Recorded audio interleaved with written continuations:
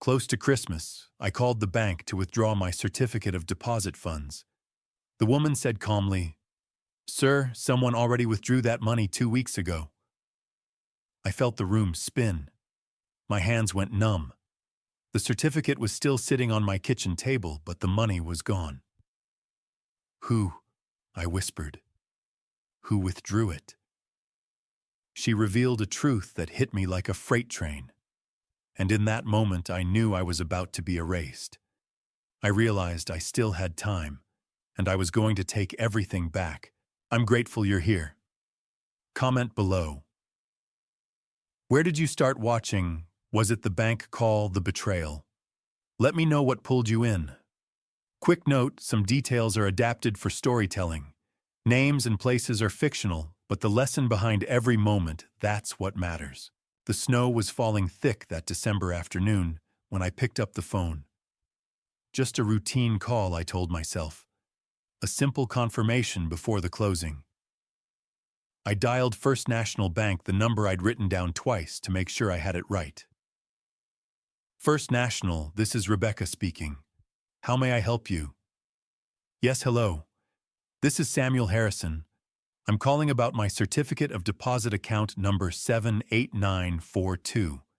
I have a closing scheduled for the 27th, and I wanted to confirm the funds will be ready. There was a pause, the kind that makes your stomach drop before you know why. Let me pull up your account, Mr. Harrison. Typing sounds, then silence. Mr. Harrison, I'm showing that this CD was liquidated on December 15th. The room tilted. I'm sorry, what? The certificate was cashed out. The funds were transferred on December 15th at 2:43 p.m. That's impossible. I was standing now. I'm holding the certificate right here. I never authorized anything. More typing. Sir, the transaction was authorized by David Harrison, co-trustee on the account. He presented proper documentation under the emergency clause. David. My son. What did the transfer memo say? Papers rustled. Purchase of primary residence, Chicago, Illinois. Chicago, where David lived. Mr. Harrison, are you still there? Yes, thank you. I hung up before she could say more. $487,000. Gone. I sank into my kitchen chair, the certificate still in my hand. Margaret's photograph hung on the wall our wedding day, her smile lighting up that small Minneapolis church 43 years ago. I'm sorry, Maggie, I whispered. I'm so sorry. And suddenly I was back there. 3 years ago. Room 412 at Abbott Northwestern Hospital. The machines beeped steadily, marking time Margaret didn't have left. Cancer had taken everything over 18 months, but that last day, she rallied. One final surge. I'd been holding her hand, her fingers bird-thin in mine. Sam. Her voice barely a whisper. Come closer. I leaned in, smelling hospital soap and the lavender lotion I still rubbed on her hands every night. I need you to promise me something. Anything, Maggie. The house. Our house by the lake. Lake Minnetonka. The cabin we'd rented for our honeymoon because we couldn't afford anything fancier. The same cabin we'd somehow bought 5 years later. Where we'd brought David home as a newborn. Where Tommy learned to walk. Where every Christmas started with hot cocoa on the porch, watching sunrise over frozen water. The house we'd lost 23 years ago when David's accident and medical bills buried us. We'd sold it to a couple from Minneapolis. I'd cried handing over those keys. The house is gone, sweetheart. Find it. Her grip tightened. Promise me, Sam. Buy it back. Go back to where we were happy. Maggie, I don't know if it's even for sale. Promise me. Those sharp blue eyes locked onto mine. Find our house by the lake. That's where I'll wait for you. That's where I'll always be. What do you say to your dying wife asking for the impossible? I promise. I'll find it. I'll bring us home. She smiled. 3 hours later, she was gone. I'd kept that promise in my heart every day since. When the county came about the highway expansion, when they handed me that check for $487,000 for my father's land, I knew what it was for. Margaret's money. Our second chance. I'd tracked down the house. It had been for sale for 6 months. The couple who bought it from us had divorced. It was fate. Margaret looking out for me. The closing was in 4 days. December 27th. I'd already put down earnest money, had the inspection done. The house needed work, but it was ours. Going to be ours again. Except the money was gone. David had taken it. David, who I'd trusted when he suggested the CD 6 months ago. For safety, Dad. Let me be on the account just in case. You're getting older. What if something happens? David, who'd squeezed my shoulder at the bank and said, I'm just looking out for you. I looked at Margaret's photo again. At that smile that carried me through 40 years of marriage and 3 years alone. The certificate slipped from my fingers onto the table. The official seals meant nothing now. The signature I'd put there 6 months ago, trusting my own son, was worthless. I'd promised Margaret I'd find our house. I'd promised her I'd bring us home. But David had stolen that promise. Taken $487,000, every penny of the land money, every cent of our second chance, and bought himself something in Chicago. I'm sorry, Maggie, I said to the empty kitchen, to the snow outside, to the silence that pressed down like a weight.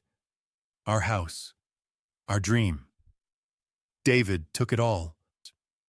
The words hung in the cold air. Outside, the snow kept falling, covering everything in white.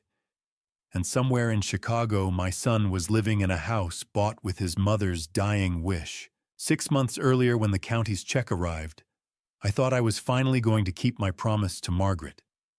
June had been warm that year. Minnesota summer, where humidity sits on your shoulders and the air smells like fresh-cut grass and hope. I'd been on my apartment steps when the mail carrier handed me the certified envelope. Inside was a check that made my hands shake. Not from age, from possibility.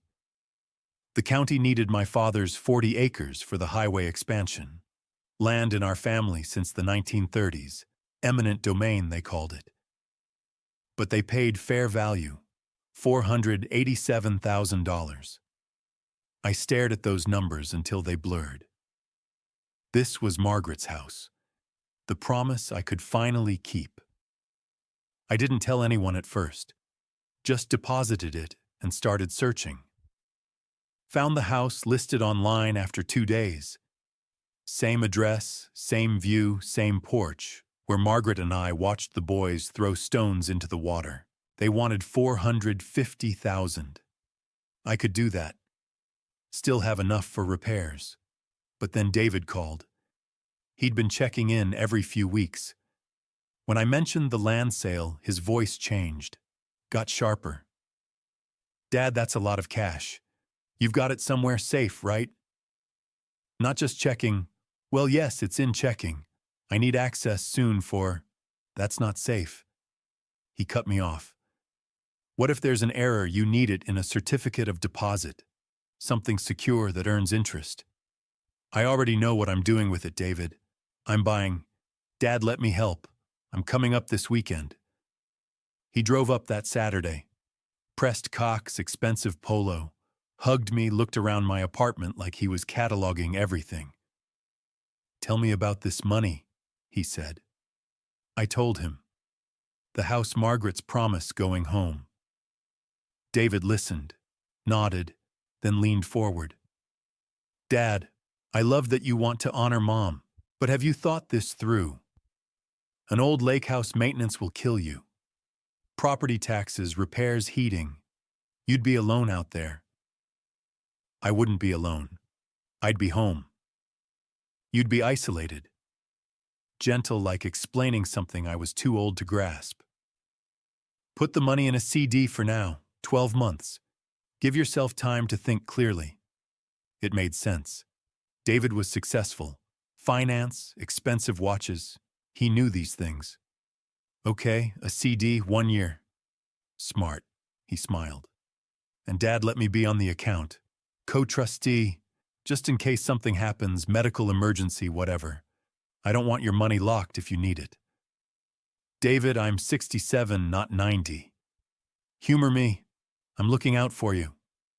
We went to First National that Monday. The banker walked us through it. 12-month CD maturity next June. Then she got to dual authorization.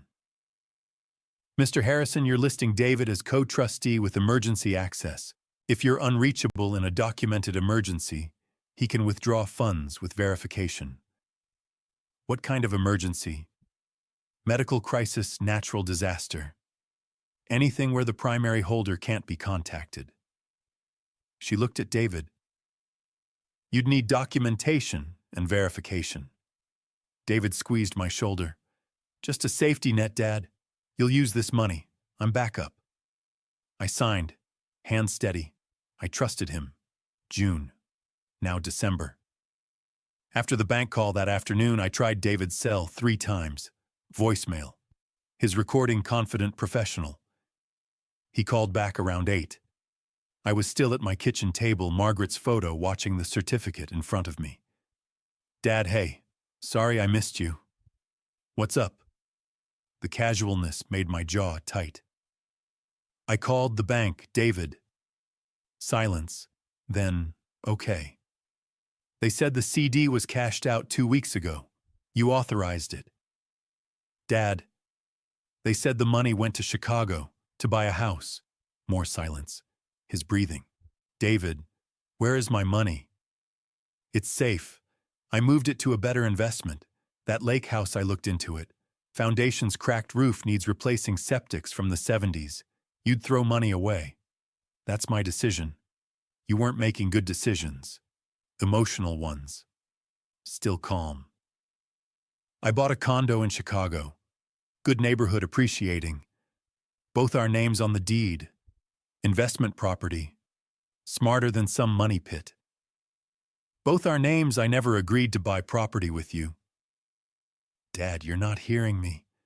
I'm protecting you from a bad choice. Mom wouldn't want you wasting money on don't.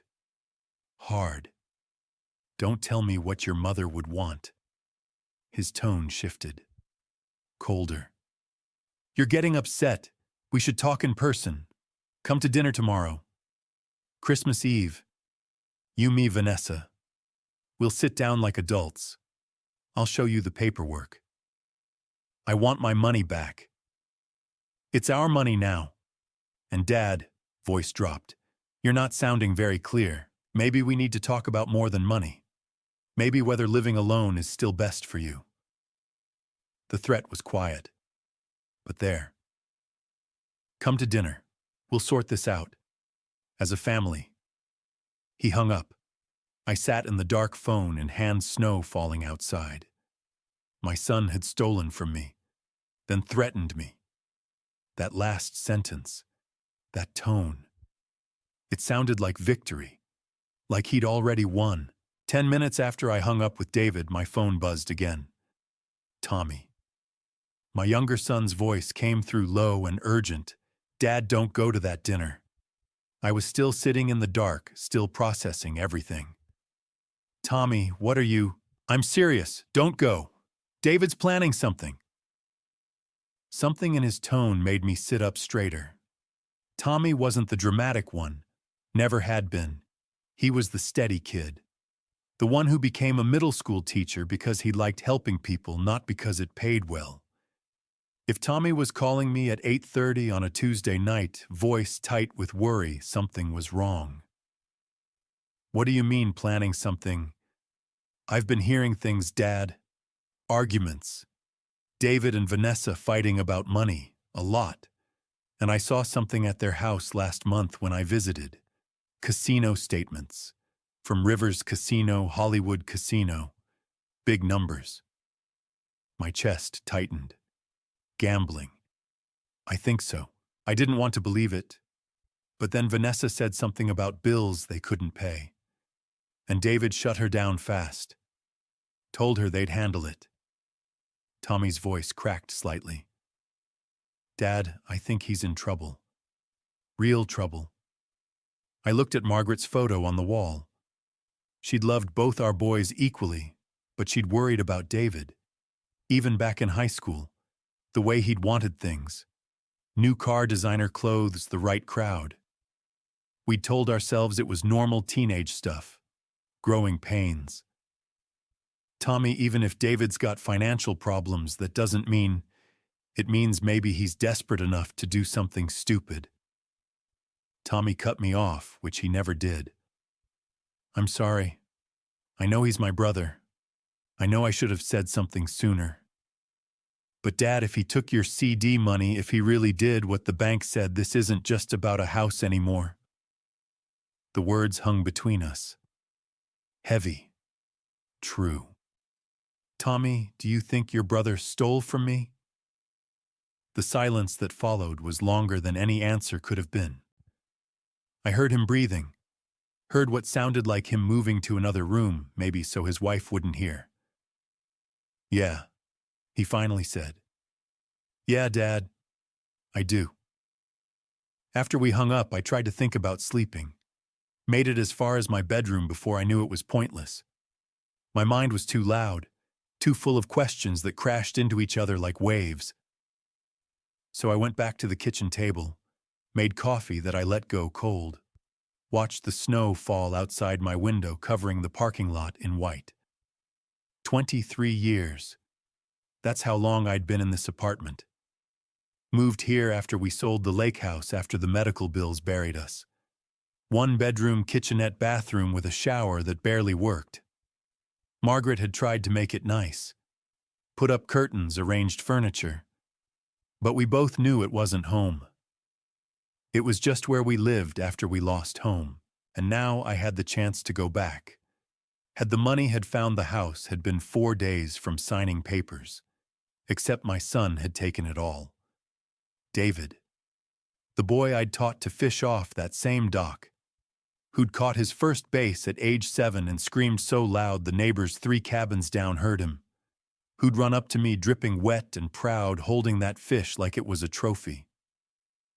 Where did that kid go? I pulled out my phone, scrolled through photos. Found one from David's college graduation. Him in his cap and gown, arm around my shoulders, both of us grinning. He'd gotten a degree in finance from the University of Minnesota. Full-ride scholarship. We'd been so proud. You did good, Maggie, I'd said that day, looking at our son. We raised a good man. Had we, though? I kept scrolling. David's wedding 5 years ago. Big church in Chicago, 200 guests, open bar. I'd offered to help pay. David had waved me off. Got it covered, Dad. You and Mom just show up and enjoy. Margaret had been sick by then. Thin, wearing a wig, but smiling. She'd danced with David, slow and careful. He'd held her like she was made of glass. My sweet boy, she'd said afterward, crying in our hotel room. He's going to be okay. He's going to be fine. I thought about that now. About the look on David's face in that photo. The expensive suit. The Rolex that caught the light. The way he'd introduced me to his friends. This is my dad. Blue-collar guy. Worked with his hands his whole life. Like it was something to be proud of. Or maybe something to distance himself from. Hard to tell. More photos. Christmas 2 years ago, our first without Margaret. David and Vanessa's card professional photo shoot, matching outfits, their condo's Chicago skyline, visible through floor-to-ceiling windows behind them. Last year's card vacation photo, somewhere tropical. David in sunglasses that probably cost more than my monthly Social Security check. This year's card was on my fridge. I got up and looked at it under the kitchen light. Same perfect smiles. David's arm around Vanessa. But now I noticed other things. The watch. The designer bag on Vanessa's shoulder. The kind of casual wealth that didn't feel casual at all. Wishing you joy this holiday season. Love, David and Vanessa.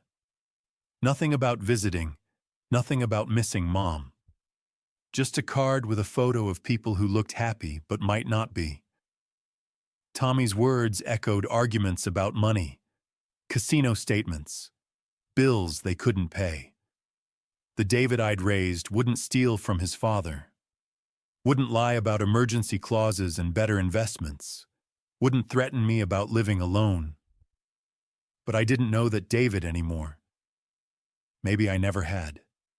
Maybe the whole time I'd been seeing the boy who caught that base at 7, David had been becoming someone else, someone who measured worth in dollars and zip codes, someone who'd look at his father's life savings and see a solution to his own problems. The sky outside started to lighten. Dawn on Christmas Eve. Somewhere in the building, someone's alarm went off. Life continuing like normal. I looked at my phone. No messages, no missed calls. David was probably asleep in Chicago, in that condo he'd bought with my money, in the bed he'd bought with my promise to Margaret. Tommy's warning played in my head on repeat. Don't go to that dinner. But I had to.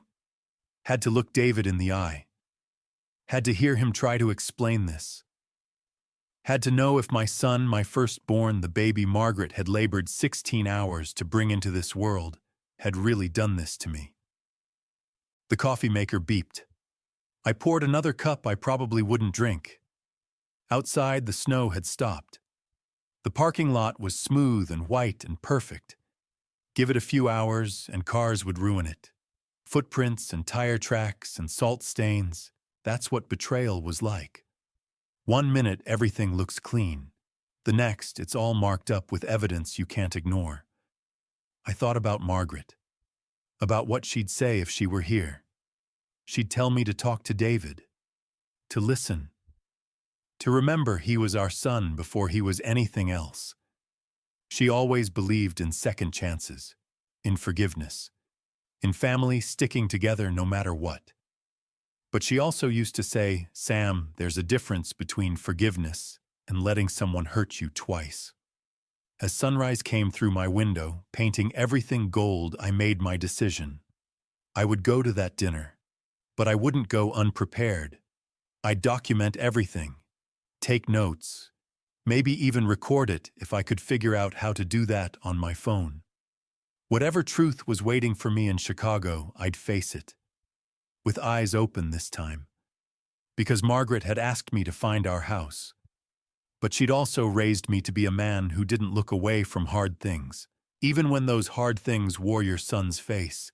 David's house was exactly what I'd imagined when the bank said Chicago. Glass and steel leather furniture, a chandelier that probably cost more than a year of my rent.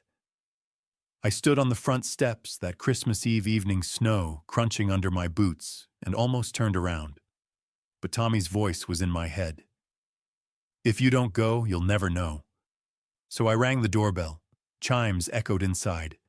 Then footsteps, and David opened the door. Dad.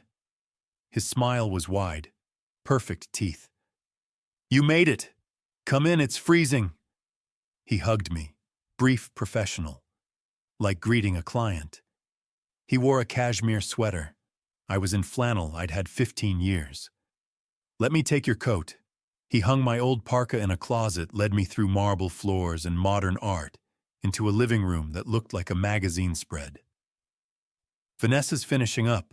Tommy's here. Can I get you something wine beer? We've got scotch. Water's fine. Water. Like I'd requested something strange. Tap okay. Tommy appeared, gave me a real hug. You okay? He whispered. We'll see. Vanessa emerged with appetizers, dressed like she was going to a cocktail party. Black dress heels, full makeup. Samuel, so good to see you. Air kiss near my cheek. Hope you're hungry. Prime rib roasted vegetables, twice baked potatoes. Sounds lovely. I sat on a white sofa, uncomfortable as it looked. David brought water and Crystal. They settled across from me. Tommy wanted to disappear. Small talk, weather, traffic, Tommy's teaching, surface conversation, all of us waiting. Finally, Vanessa announced dinner. The dining room matched the rest. Long table, high-backed chairs, expensive place settings, candles flickering. David carved the prime rib with precision. Vanessa served sides. Tommy stayed quiet. "Should we say grace?" Vanessa asked. I almost laughed. Margaret and I had said grace 40 years. I couldn't remember David praying since college. "Sure," David said. "Dad, you want to?" I reached into my pocket, pulled out the bank statement, placed it on the table. "I'd like to talk about this first." The temperature dropped. David looked at it, didn't pretend surprise. "Dad, $487,000, transferred December 15th, for property in Chicago I never agreed to buy." Vanessa's fork froze. Tommy stared at his plate. David set the carving knife down, carefully. "This isn't the time." When were you planning to tell me?" "It's not like that." Smooth voice now. The client voice. "Dad, I looked into that lake house. Foundation's cracked, roof needs replacing, septic's from the 70s. You'd throw money away." "My choice." "Not a smart choice, an emotional one." He leaned forward. "I found a better investment. A condo, good neighborhood, appreciating value. Both our names on the deed. An actual asset." "Show me the deed." Silence. "If my name's on it, show me." His jaw tightened. "See, paperwork's being processed. You have to trust me. I work in finance. You stole from me. I protected you from a bad decision." Voice rising. "That house isn't Mom. It's a building. And Mom would want you taken care of properly, not clinging to the past in some rundown cabin." Something snapped. I stood, chair scraping loud. "You stole from me, and you're using your mother's memory to justify it." David stood too, face going cold. "Careful, Dad." "Or what? Maybe we need a different conversation." Voice dropped, controlled. "About whether living alone is best for you. About whether you're capable of sound decisions. About what's really in your best interests." There it was. The threat. Vanessa frozen. Tommy head down. "Are you threatening me?" "I'm being honest." His eyes hard. "You're 67. You live alone. Making irrational decisions based on grief. Someone needs to look out for you. If you won't let me willingly, maybe there are other options." Other options. I looked at my son, at this man in the expensive sweater in the expensive house. Tried to find the boy who'd caught that bass at 7. He wasn't there. I picked up the statement, folded it, back in my pocket. "I'm leaving." "Dad." Tommy started.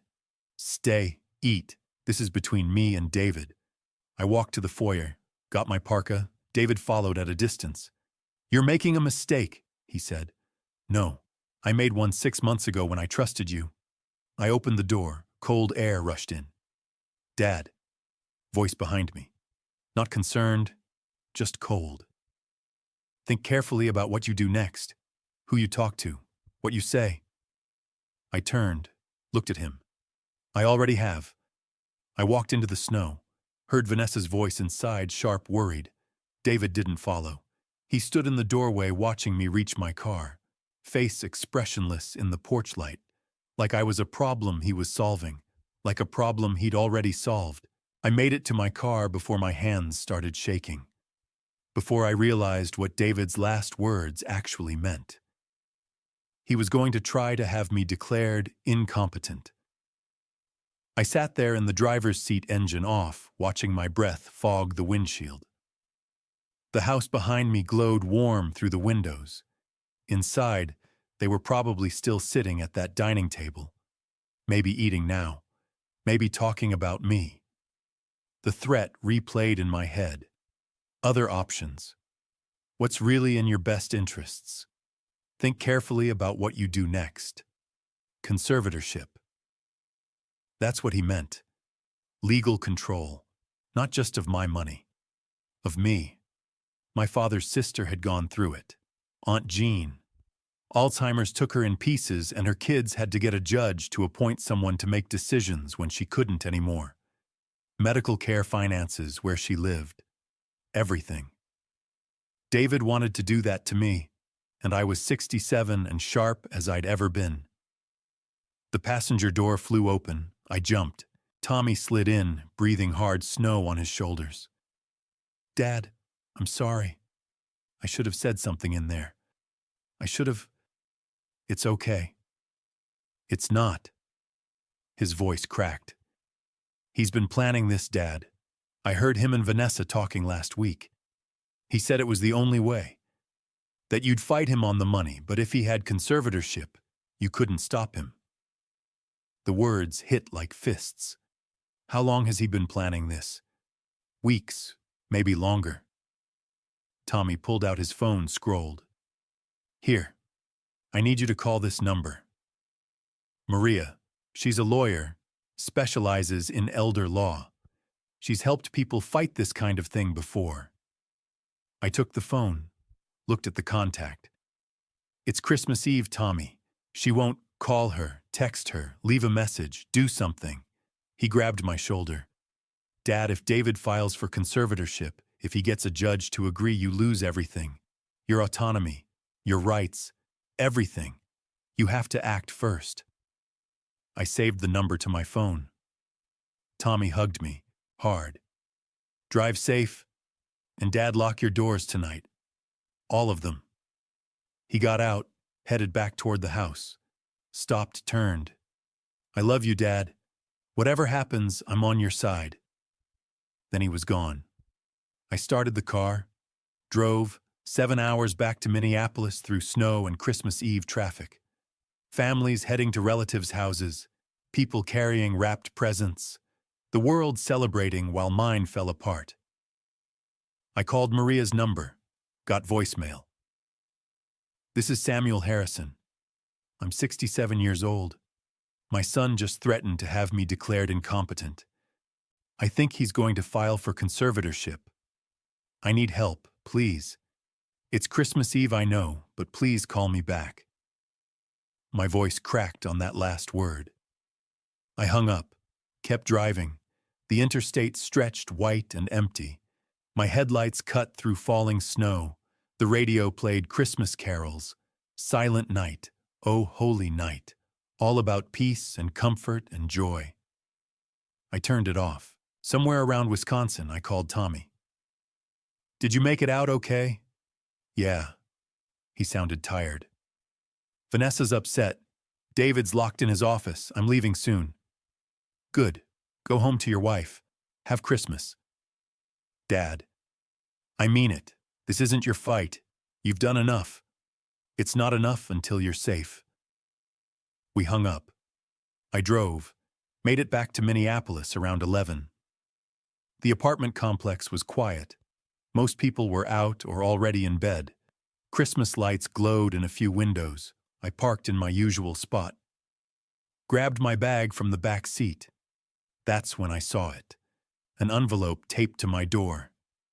Even from the parking lot, even in the dark, I could see the official seal. My stomach dropped. I walked across the lot. Snow crunching. Each step feeling heavier. The envelope was thick. Manila. My name typed on the front in block letters.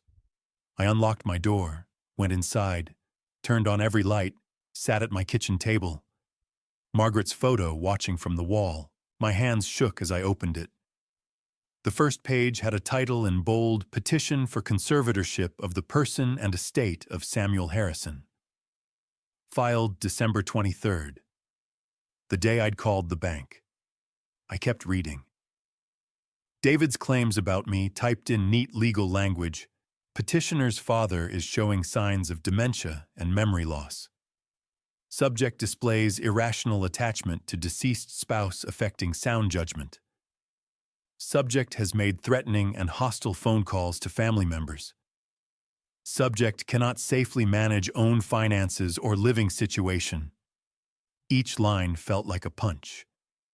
I turned the page. Evidence listed recording of my call to First National Bank. They'd gotten the bank to hand over the call.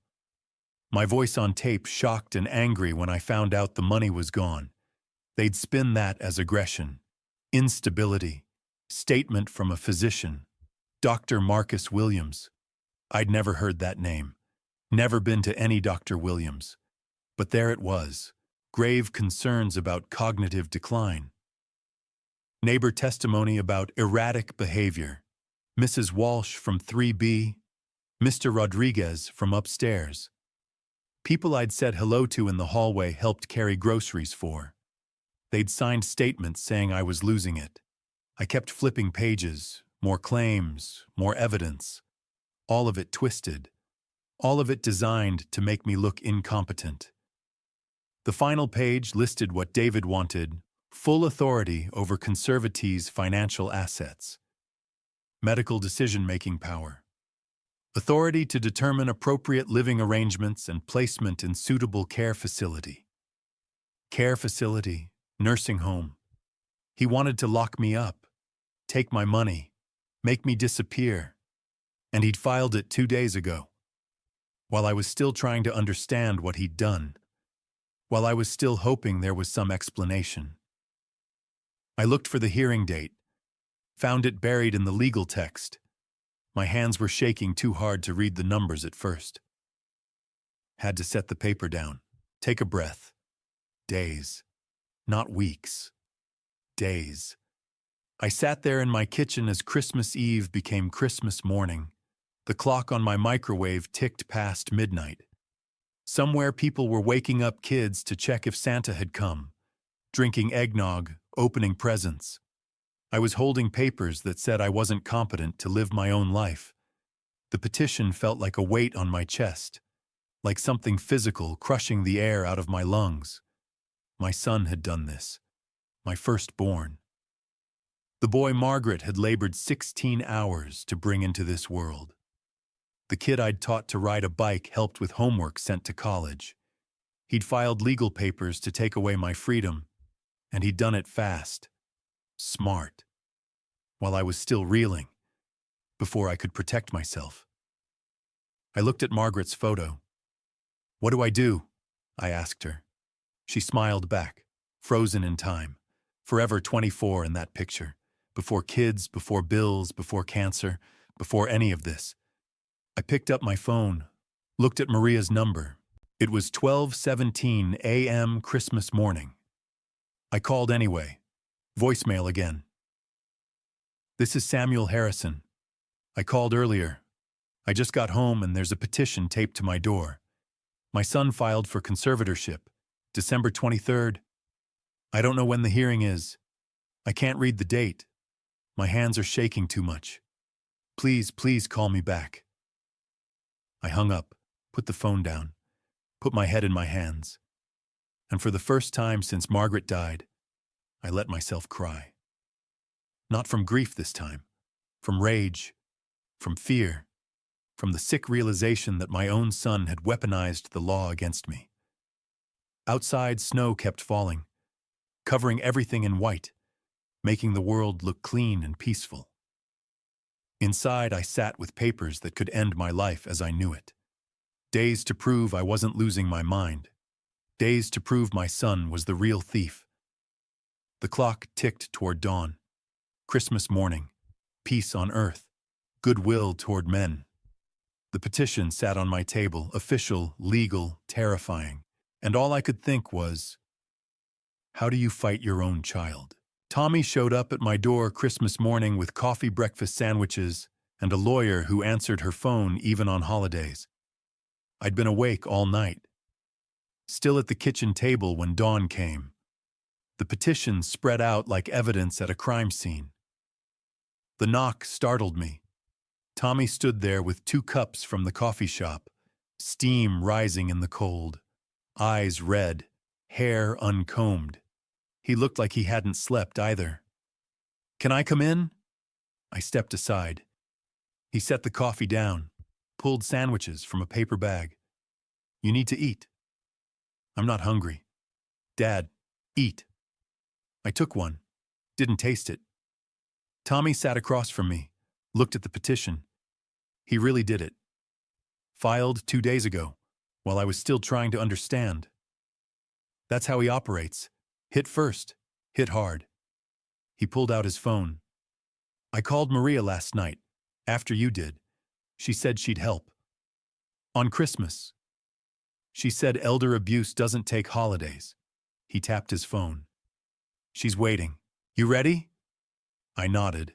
Tommy put it on speaker. Dialed. She answered first ring. Samuel, this is Maria. Tommy's told me about your situation. First, I'm sorry this is happening. Second, we're going to fight it. Something in my chest loosened. Someone believed me. What do I do? Right now, listen. Papers rustled. Conservatorship cases are serious. Judges err on caution with elderly individuals. But David's petition has weaknesses. The medical evidence is thin. You've never seen this, Dr. Williams. The neighbor statements are generic. And being upset at the bank, that's not incompetence. That's discovering you've been robbed. Hope flickered. We have less than 2 weeks. Every day counts. Can you get medical records? Recent physical, yes. November checkup. Perfect. I need those. Also character witnesses. People who can testify you're independent capable. My neighbors, landlord, community center where I volunteer. Good. Make a list. More papers. More. Tommy said David has gambling debts. Do you have proof? Tommy leaned forward. I have proof. Bank statements, credit card bills, all of it. How Wukchukcha, family iCloud account. We're all on the same plan. I can see his phone backups. Silence. Then, is that legal? He added me 3 years ago. Never took me off. So yeah. Send me everything. And Samuel, stop blaming yourself. David made bad choices. Now he's trying to cover them by taking your rights. We're not letting that happen. I hadn't known I needed to hear that. After Maria hung up, Tommy pulled out his laptop, opened it on my table. Dad, there's something you need to see. Bank statements, David's accounts. June 15th, $8,000. Cash. Tommy pointed. June 20th, $12,000. Also cash. More withdrawals, line after line, thousands vanishing. Now these, Tommy clicked. Electronic transfers, Poker Stars, DraftKings, Bet365, gambling sites. My stomach turned. He lost over $50,000 in June alone. By July, cash advances on credit cards. Tommy scrolled. Overdraft fees, late payments. He's been hemorrhaging money for months. How much total? Tommy had a spreadsheet ready. Credit card debt, $183,000. Gambling losses, 18 months. At least $200,000. These are just accounts I can see. Nearly $400,000. Gone. When did it get bad? Tommy clicked back. April, lost $40,000 one weekend. Then snowballed. By June, when the county gave you that check, he was drowning. Timeline clicked into place. He suggested the CD right after. Yeah, he saw your money as a life raft. When you wanted it for the house, he panicked. I looked at Tommy. My good son. The one who taught middle school for $38,000 a year. Who'd spent Christmas morning showing me his brother was a thief. I'm sorry you're in the middle of this. I'm not in the middle. I'm on your side. He closed the laptop. And Dad, there's more. More. He pulled out his phone, fingers moving fast. David backs up everything. Photos, messages, internet history. He handed me the phone. Search history. David's Google searches, dated and stamped. August 14th. How to get power of attorney for elderly parent. September 3rd. Early signs of dementia, September 28th. Conservatorship requirements, Minnesota, October 12th. Can you force parent into nursing home? October 30th. How long does conservatorship process take? Each search a step in David's plan, built for months while I trusted him. I handed it back. Couldn't look anymore. Tommy's hand shook, taking it. Maria needs this. Proves premeditation. Proves he planned this before you found out. Send it. Already did. He looked at me. We're going to win. David left a trail. We found it. I wanted to believe that. But sitting there Christmas morning looking at proof my son had Googled how to take my freedom, I just felt tired. Thank you for being here. You don't have to thank me. You're my dad. He stood, started packing.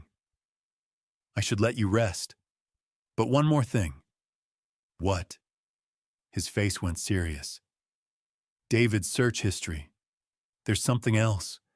Something you need to see. My stomach tightened. What? Tommy pulled his phone back out. Stopped. Looked at me. Dad, David didn't just search how to get conservatorship. He searched what happens after. What rights he'd have. What he could do with your assets once he had control. He turned the phone. One more search. December 10th. 2 weeks ago. Average life expectancy nursing home patients. The room went cold. Tommy's voice was quiet.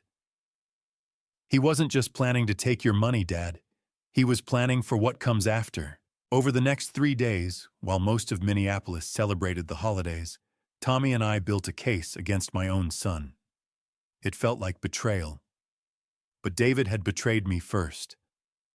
December 26th, day after Christmas.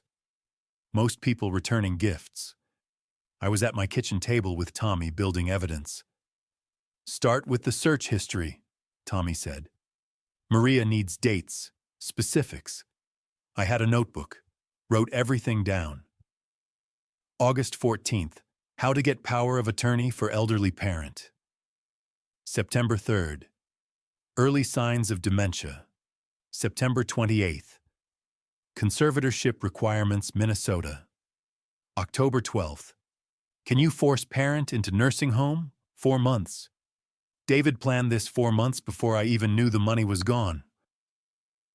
This proves premeditation, Tommy said. Shows he acted with a plan, not concern. Next, medical records. I called my doctor's office, closed for holidays, left urgent message. They called back. Could have records ready the 27th. I went in person, waited while they printed everything. Opened it in my car. Physical exam from November 18th, just over a month ago. Patient is 67-year-old male, alert and oriented. No cognitive concerns noted. Manages own medications, pays own bills, lives independently, without difficulty. Blood pressure normal, cholesterol controlled. No memory issues, no confusion. Doctor's note at bottom, patient continues to show excellent health for his age. I drove back. Gave records to Tommy. He read them. This is perfect. Proves that Dr. Williams' guy never examined you. His letter's fraudulent. Maria called that afternoon. Samuel, I'm filing for bank security footage. December 15th transaction. I want to see David's behavior. How long? Pushing for expedited. But banks are slow, especially during holidays. Pause. I also need you to talk to neighbors. Anyone who can testify you're competent. Can you do that? Yes. I started that evening. Mrs. Brown, next door. She's 82, from Taiwan. Struggles with her computer. Samuel, Merry Christmas. Can I ask you something? I explained. Not everything. Just that my son claimed I couldn't care for myself. Her face changed. Friendly to fierce. Ridiculous. You help me with my computer every week. You explain things clearly. Your mind is sharp. Would you write that down? Talk to my lawyer. Of course. Your son should be ashamed. Mr. Rodriguez upstairs said the same. He's building manager, collects rent. You're one of my best tenants. Pay on time. Keep your place clean. Never complaints. You want me to testify, I'll testify. 2 witnesses. Good people. Then Tommy talked to Mr. Walsh from 3B. Name on David's petition. I heard them in the hallway, voices rising. Tommy came back 20 minutes later. Face flushed. Walsh signed for $500. David paid him. He didn't even read it. Just signed because David said it was routine. Did he admit it? Yeah. Feels terrible now. Says he'll write new statement. Tell the truth. I added it to the pile. Tommy pulled out his laptop. Dad, I found something. Public records, property records for Cook County, Illinois, David's condo. Notice of foreclosure, filed November 20th. Banks repossessing. What's that mean? David's 3 months behind on mortgage, banks taking it back. Tommy scrolled. And look, down payment made in 2020, 3 years ago, before your land money. He didn't buy it with my money. No. Used your money to catch up on payments, keep the bank from taking it, but too late now. They're foreclosing anyway. Bitter. There is no investment property. Never was. All lies.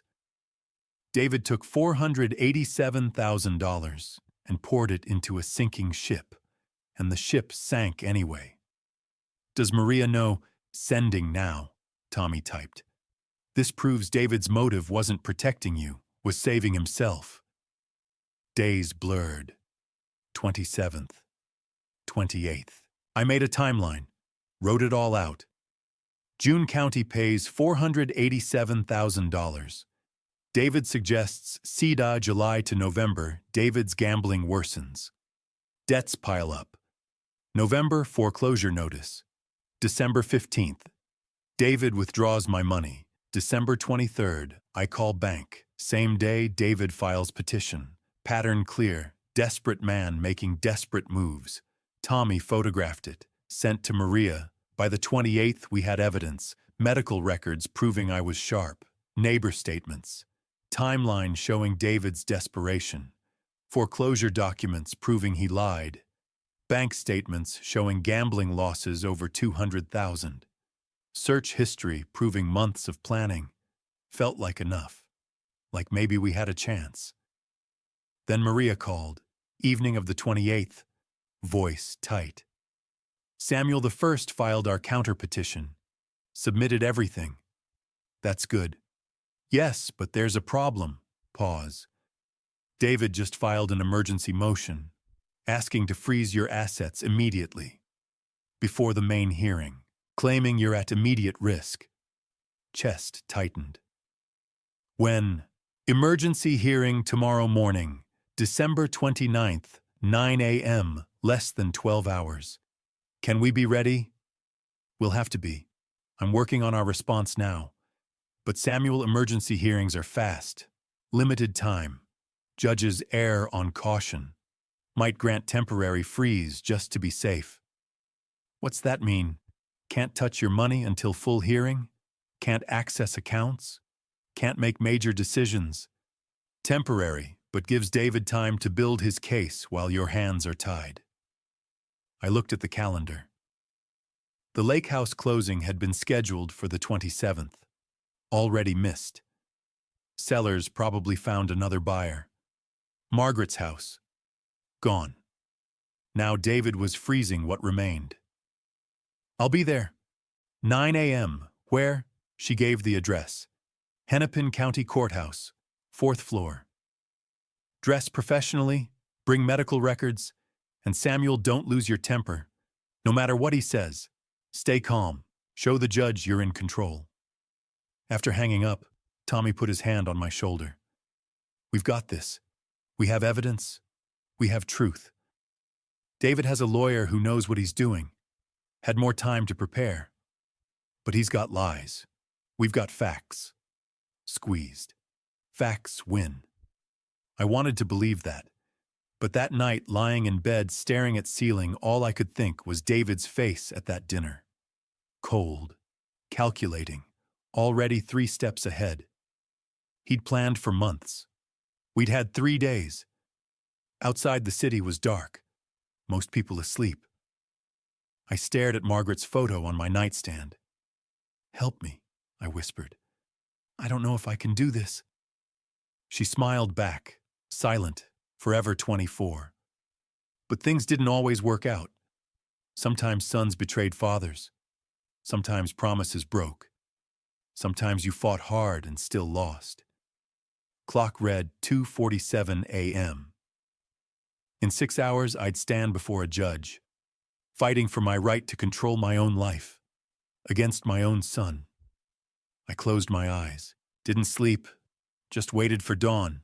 The courthouse on December 29th was nearly empty, just a skeleton crew working between holidays. David had timed this perfectly. Few witnesses rushed preceding a judge who didn't know either of us. I arrived early with Maria, wore my best suit, old but clean. Navy blue, bought for Margaret's funeral 3 years ago. Hadn't worn it since. Maria carried a briefcase thick with documents. Her heels clicked on marble floors as we walked to the 4th-floor courtroom. "Remember," she said quietly. "Stay calm. Don't react. Let me handle everything." I nodded. Didn't trust my voice. The courtroom was small, maybe 20 seats. Half were empty. A clerk sat at a desk organizing files. The judge's bench loomed at the front. Then David walked in. He wore a charcoal suit that probably cost more than my monthly rent. His lawyer beside him, Garrett something, tall, silver-haired, expensive watch. The kind of lawyer who charges $500 an hour and looks worth it. David's eyes met mine across the room. He didn't smile, didn't frown, just looked at me like I was a problem he was solving. We sat on opposite sides, Maria on my right. Tommy slipped in and sat behind us. He'd driven up early that morning. The clerk stood.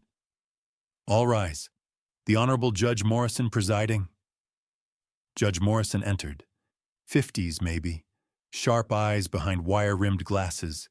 She looked tired, like she'd rather be home with family than here dealing with this. She sat. We sat. "This is an emergency hearing regarding petition for conservatorship. Case number." She rattled off numbers. Looked up. "Counselors, this is expedited. Keep it brief." Garrett stood, smiled, professional, practiced. "Your Honor, thank you for hearing us on such short notice. My client, David Harrison, has filed for emergency conservatorship of his father, Samuel Harrison, due to immediate concerns about Mr. Harrison Sr.'s safety and well-being." He gestured to me, like I was evidence. "Mr. Harrison has shown recent signs of cognitive decline, irrational decision-making, volatile behavior. My client attempted to protect his father's assets, and in response, Mr. Harrison has made threats, displayed aggression. We're deeply concerned he may harm himself or others if immediate action isn't taken." Judge Morrison looked at me. I kept my face neutral. Like Maria said. Garrett continued. "We have documentation, medical concerns, witness statements, and we have this." He pulled out a laptop, played audio. My voice filled the courtroom. The call to the bank. "What do you mean it's gone loud, angry? That's impossible. I never authorized anything." They'd edited it, cut out the bank representative's explanations. Just left my voice, shouting, demanding. Out of context, I sounded irrational, aggressive. Judge Morrison's expression didn't change, but she took notes. Garrett played more, my voice rising higher. "Who authorized this? This is my money." Then he stopped the recording. "As you can hear, Your Honor, Mr. Harrison displays classic signs of agitation and confusion. This call was made just days ago. His son attempted to explain the situation calmly, but Mr. Harrison became hostile. Maria's hand touched my arm. Gentle warning, stay calm. Garrett submitted papers. We also have a letter from Dr. Marcus Williams, a licensed physician expressing grave concerns about Mr. Harrison's cognitive state. Judge Morrison took the letter. Read it. I'd never met any Dr. Williams, never been to his office. That letter was fake or based on nothing, but she didn't know that.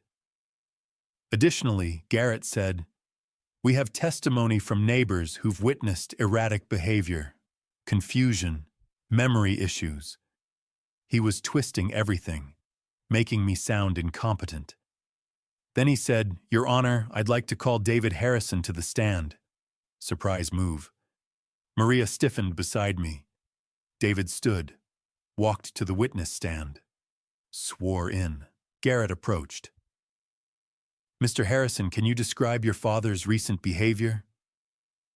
David's voice was soft, concerned. It's been hard to watch. Dad's always been sharp, but over the past year things have changed. He forgets conversations, gets confused about dates. Last week at Christmas dinner he became paranoid, accused me of stealing from him. Lie, all lies. He raised his voice, made threats, said things that didn't make sense. David's voice cracked slightly. I'm terrified for him. He lives alone, manages his own finances, but he's not capable anymore. And I'm afraid if we don't act now, he'll lose everything. Judge Morrison leaned forward. Mr. Harrison, do you love your father? More than anything. David's eyes were wet. Actual tears. He raised me, taught me everything. This is the hardest thing I've ever had to do. But I can't watch him hurt himself. Someone has to protect him, even from his own bad decisions.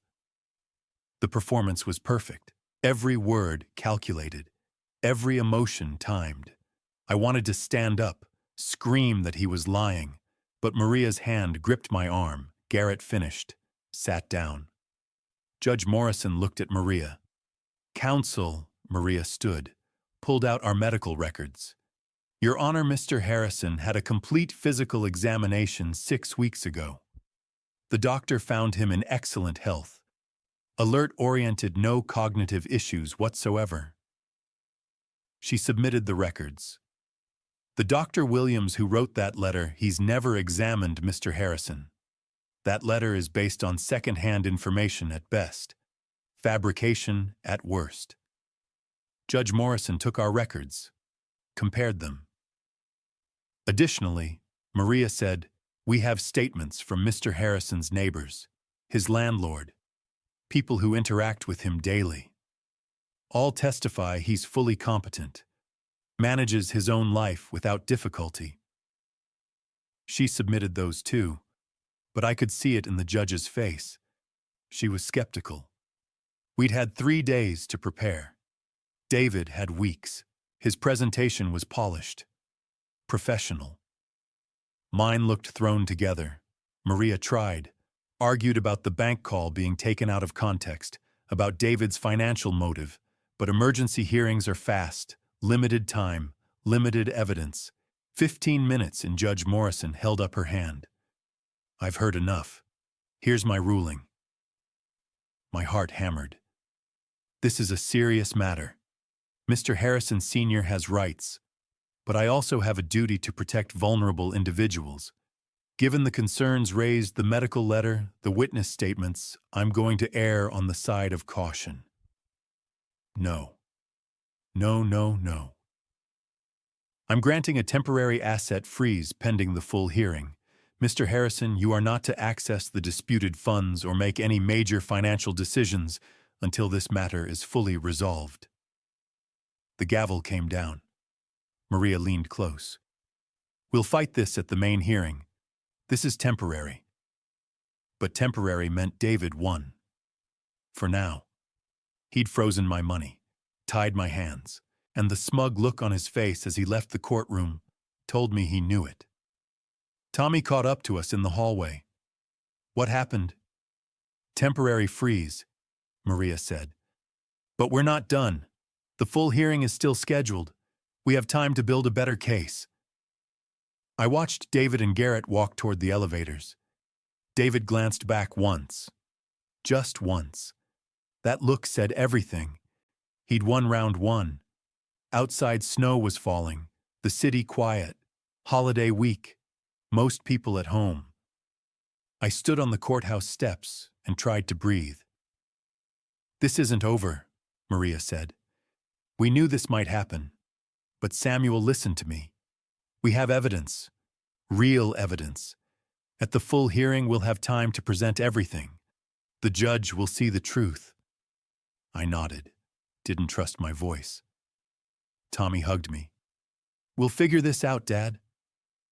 But as we walked to Maria's car, all I could think was David had prepared for months. He had fake letters and paid witnesses and edited recordings. We had 3 days of scrambling. And now my money was frozen. The lake house was gone. And my son had just convinced a judge I was losing my mind. The elevator doors closed behind us, and Maria was already on her phone. Robert Miller, forensic accountant, best in the Midwest. She pressed call, then glanced at me. If David moved money, Robert will find it. And if there's a pattern, he'll prove it. I watched the numbers descend 4th floor, 3rd, 2nd, and tried to steady my breathing. The temporary asset freeze was supposed to protect me, but it felt like chains. My money was locked, the lake house slipping further out of reach, and David was somewhere in Chicago probably celebrating. Maria's voice pulled me back. Robert, it's Maria Castellano. I need a full forensic workup. Bank records, credit cards, wire transfers, everything for the past 2 years. A pause. Yes. Elder financial exploitation. Timeline matters. I'll send the subpoenas today. She hung up as we stepped into the courthouse lobby, winter light slicing through the tall windows. He'll start tonight, she said. But Samuel, I need you to understand something. What we're about to uncover, it won't be easy to hear. Not when it's your own son. I nodded. I'd spent 3 nights staring at David's search history. How long does conservatorship take? Average life expectancy nursing home patients. I thought I'd already hit bottom. I was wrong. 3 days later, Maria called me into her office. The conference table was buried under spreadsheets, bank statements, highlighted timelines. Robert Miller sat at the far end, a wiry man in his 50s with tired eyes and a laptop open in front of him. Samuel, Maria said quietly. Sit down. I sat. Robert turned his laptop toward me. A spreadsheet filled the screen, dates, amounts, locations. Red cells everywhere. This, he said, tapping the screen, is your son's gambling activity over the past 18 months. I stared at the numbers. Withdrawals, wire transfers, casino names I'd never heard of, online poker sites, sports betting platforms. Total losses, Robert continued, exceed $340,000. The room tilted. I gripped the edge of the table. 340,000, I repeated, voice hollow. Robert nodded. Atlantic City, Las Vegas, Biloxi, and dozens of online gambling platforms. He scrolled down. The pattern's consistent. Large cash advances on credit cards, wire transfers from his checking account, sometimes $5,000, $10,000, $15,000 in a single weekend. Maria slid a printed chart across the table. A timeline. Red bars climbing higher and higher through the months, then a sharp spike in May. Look at this weekend, Robert said, pointing. May 19th through 21st. Your son lost $41,000 in Atlantic City. 3 days. I couldn't speak. And here, Robert continued, tapping June. June 6th. The county pays you $487,000 for the land. June 9th. David visits you, June 15th. You open the CD with David as co-trustee. The correlation was undeniable, a $40,000 loss. Then suddenly my son shows up, worried, helpful, suggesting the safest possible option. He was drowning, Maria said softly, and your settlement was his life raft. My hands were shaking. I pressed them flat against the table. There's more, Robert said. He opened another file. Credit card debt. As of December 1st, David owed $183,000 across 6 cards, all maxed out, several in collections. I closed my eyes, thought of the pristine house in Chicago, the expensive dinner, Vanessa's diamond earrings, all of it bought with desperation and lies. And the condo, I asked, voice barely above a whisper. Foreclosure notice filed November 20th, Robert said. David's 3 months behind on the mortgage. The bank's moving to seize the property. Which meant the investment story, the one about both our names on the deed, the smart purchase, the security for my future, was fiction. David had used my $487,000 to pay off gambling debts and buy himself a few more months. There was no condo investment. There never had been. Maria reached for another folder. I also requested forensic analysis of the power of attorney document David submitted to the bank. She slid 2 pages across the table. My signature, enlarged, annotated with red arrows and notes. The handwriting expert found inconsistencies, Maria explained. Hesitation marks here where the pen stopped mid-stroke. Uneven pressure. The signature shows signs of stress or coercion. I remembered that day. David standing over me at the kitchen table insisting I sign. Just in case, Dad. Just in case something happens. I'd been uncomfortable, but he was my son. I trusted him. The expert's conclusion, Maria said, meeting my eyes, is that you were either coerced or didn't fully understand what you were signing. I looked down at my own signature, trapped under glass, dissected like evidence at a crime scene. And finally, Maria said, pulling up a video on her laptop, the bank's security footage. She pressed play. The video was grainy, black and white, time-stamped December 15th, 2:38 p.m. David walked into frame, approaching the teller window. Even on camera, I could see the tension in his shoulders. He kept glancing toward the door. His hand, when he passed the paperwork across the counter, was shaking. The teller spoke. David nodded, wiped his forehead. It was December, freezing outside, but my son was sweating. Body language, Maria said quietly, pausing the video. Classic deception markers. He knew what he was doing was wrong. I watched the frozen image my son caught mid-lie, stealing from his own father. Robert closed his laptop. Mr. Harrison, I've worked financial fraud cases for 20 years. This isn't a misunderstanding. This isn't a son trying to help his father. This is calculated theft with months of premeditation. Maria gathered the documents, stacking them neatly. David targeted you because you're older, because you're alone, because he thought he could manipulate the system and make you look incompetent. She looked up, eyes fierce. But we have the proof now. The gambling losses, the forged authorization, the timeline showing intent, the foreclosure proving motive. She paused, then leaned forward. Samuel, we've got him. But there's one more thing we need. Her voice softened. We need testimony from someone David can't dismiss, someone who knows him better than anyone. She met my eyes. We need Vanessa. Approaching Vanessa was dangerous territory. David would see it as the ultimate betrayal, and Tommy was risking whatever remained of his relationship with his brother. But he went anyway, because some things mattered more than family peace. The morning of January 4th, Tommy called me before he left. I'm heading to Chicago, he said. Meeting her at a coffee shop in Evanston, neutral ground. What if she tells David? Then we're done. His voice was steady, but I heard the fear underneath. But I don't think she will. I've been watching her dad. At Christmas dinner. The way she looked at him when he talked about the condo. She doesn't believe him anymore. I wanted to tell him not to go. To protect himself. To let Maria handle it through subpoenas and court orders.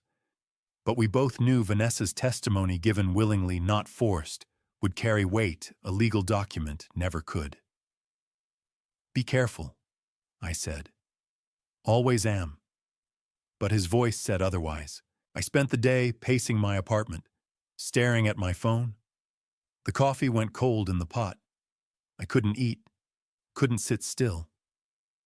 Every car that passed on the street below made me jump. Tommy texted at noon, meeting now, then nothing. 2 hours of silence. 3. I imagined every worst-case scenario.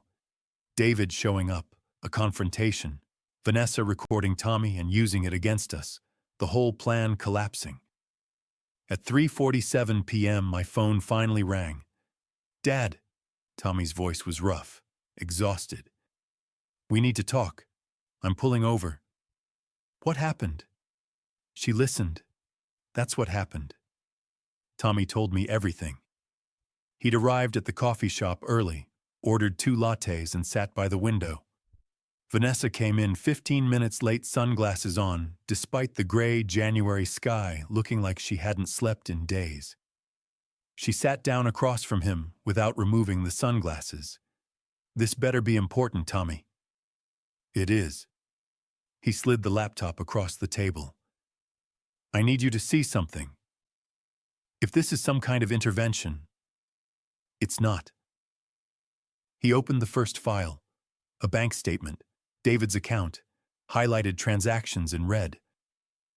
It's the truth. Vanessa stared at the screen, her jaw tightened. What am I looking at? Your husband's gambling losses. Over $340,000 in 18 months. She didn't move, didn't blink. Tommy scrolled. Online platforms, casinos, credit card cash advances. He opened another file. And these are the credit cards you don't know about. 6 of them. All maxed out. Total debt $183,000. Vanessa's hand went to her mouth. And this, Tommy said, opening the foreclosure notice, is what's happening to your condo. The one David said was an investment. The one he claimed had both his and Dad's names on the deed. Her voice came out strangled. No. Foreclosure filed November 20th. David's 3 months behind. The bank's seizing the property. He told me. She stopped, pulled off the sunglasses. Her eyes were red. He told me the down payment was from a promotion bonus. He said your dad wanted to invest with us. He said we were helping him. He lied. Vanessa looked at the screen, then at Tommy. Where did the down payment actually come from? My father's land settlement. $487,000. David drained the CD and used it to cover gambling debts and buy a few more months before everything collapsed.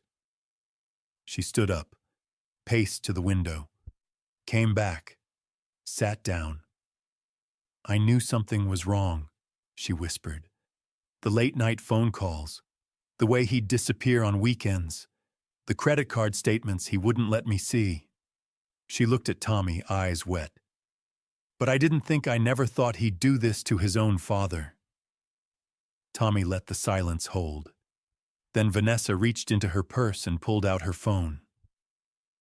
I've been recording our arguments, she said quietly. The ones about money, because I stopped believing his excuses 3 months ago. She opened a file, pressed play.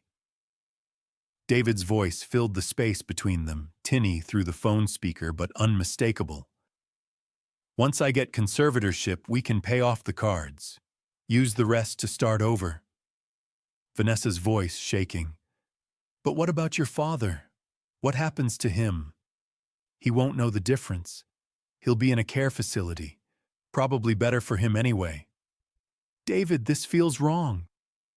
It's not wrong. It's practical. He's 70. How much longer does he really have?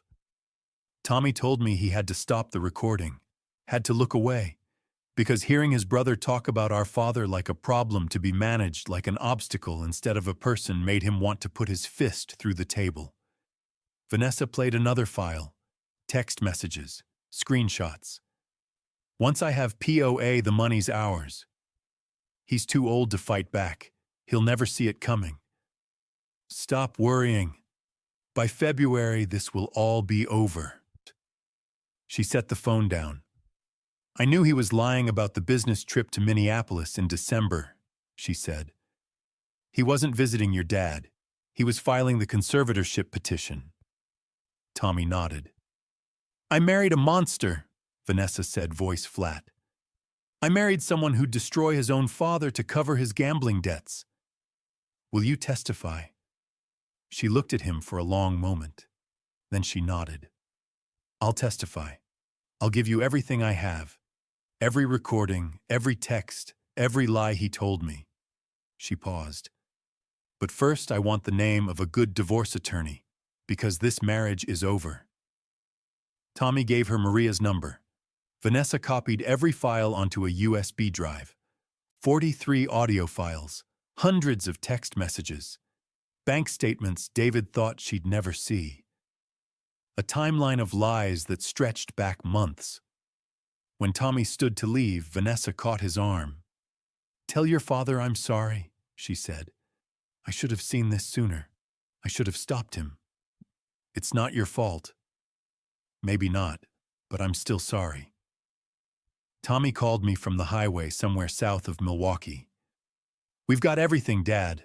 Audio, texts, proof that David planned this for months. I should have felt relief, victory, but all I felt was the weight of what this would cost. How bad are the recordings? I asked. Silence. Then bad. Really bad. He talks about you like... Tommy's voice cracked. Like you're not even a person, just an asset to liquidate. I closed my eyes. I'm sorry, Dad. I'm sorry you have to hear this. It's not your fault. I know. But it's still... He stopped. I heard him breathing, trying to hold it together. We're going to win. Maria says this evidence is airtight. David's done. But Dad, this is going to hurt. This is going to hurt so much. I know. Are you sure you want to go through with this? Once we submit these recordings in court, everyone will hear them. Everyone will know what he said, what he planned. I thought about Margaret, about the lake house, about the promise I'd made. I'm sure. Okay, Tommy exhaled.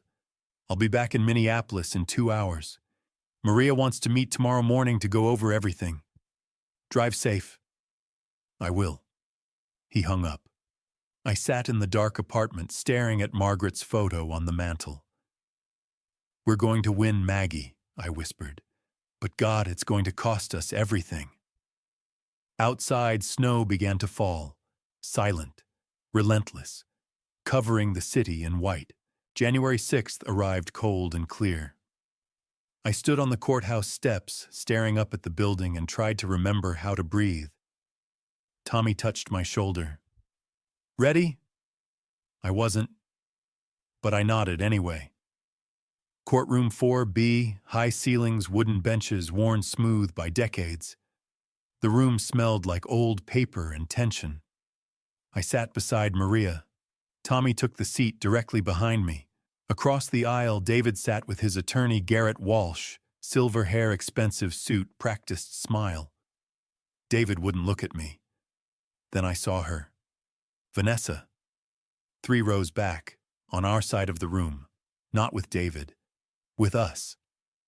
David's head snapped around, eyes wide, but Vanessa stared straight ahead, hands folded, face unreadable. The message was clear. All rise. Judge Morrison entered, sharp eyes, a reputation for not tolerating games. She adjusted her glasses and looked down at the paperwork. "Be seated. We're here for the conservatorship petition filed by David Harrison concerning Samuel Harrison. Opening statements." Mr. Walsh. Garrett stood buttoning his jacket, smooth, confident. "Thank you, Your Honor. This is a case about love, about a son who watched his father decline and made the difficult decision to step in before tragedy struck." He gestured toward David. "David Harrison is here to protect his father. Mr. Samuel Harrison is 67, a widower, living alone, and his behavior has become increasingly erratic." I felt my jaw tighten. Phone calls accusing his own son of theft, paranoid accusations at family dinners, an obsessive fixation on a property that isn't structurally sound. Garrett shook his head. David loves his father, but love sometimes means making hard choices. Conservatorship for safety, financial security, and well-being. He sat. Maria stood. She didn't walk to the center, didn't adjust her jacket. She stayed where she was, hands on the table, voice calm, deadly. "Your Honor, this case is not what it appears to be." She let the words settle. "Mr. Walsh wants you to believe this is about a concerned son. But the evidence will show something different. This is not care. This is theft." David shifted. "You will hear from financial experts who traced every dollar, from handwriting analysts who examined forged documents, from bank employees who witnessed David's behavior when he withdrew $487,000. She paused. "And you will hear from someone who knows David Harrison better than anyone, someone who lived with his lies, someone who recorded them."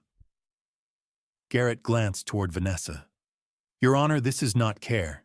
This is theft." Maria sat. Morrison made a note. "Ms. Castellano, call your first witness." Maria called Robert Miller. He walked up calmly, was sworn in, took his seat. "Mr. Miller, state your occupation." "Forensic accountant. I specialize in elder financial exploitation." "How long?" 22 years. Maria set a chart on an easel. Red bars climbing month by month. What did your investigation reveal?" Robert gestured to the chart. "David Harrison has gambling losses exceeding $340,000 over 18 months. Casinos in Atlantic City, Las Vegas, Biloxi. Online gambling platforms. His debt. $183,000 across 6 credit cards.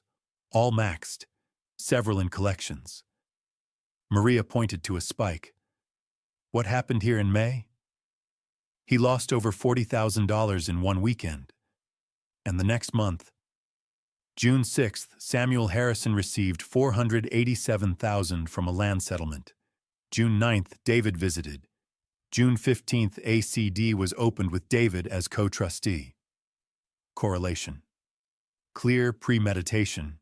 He lost catastrophic money, then positioned himself to access his father's settlement.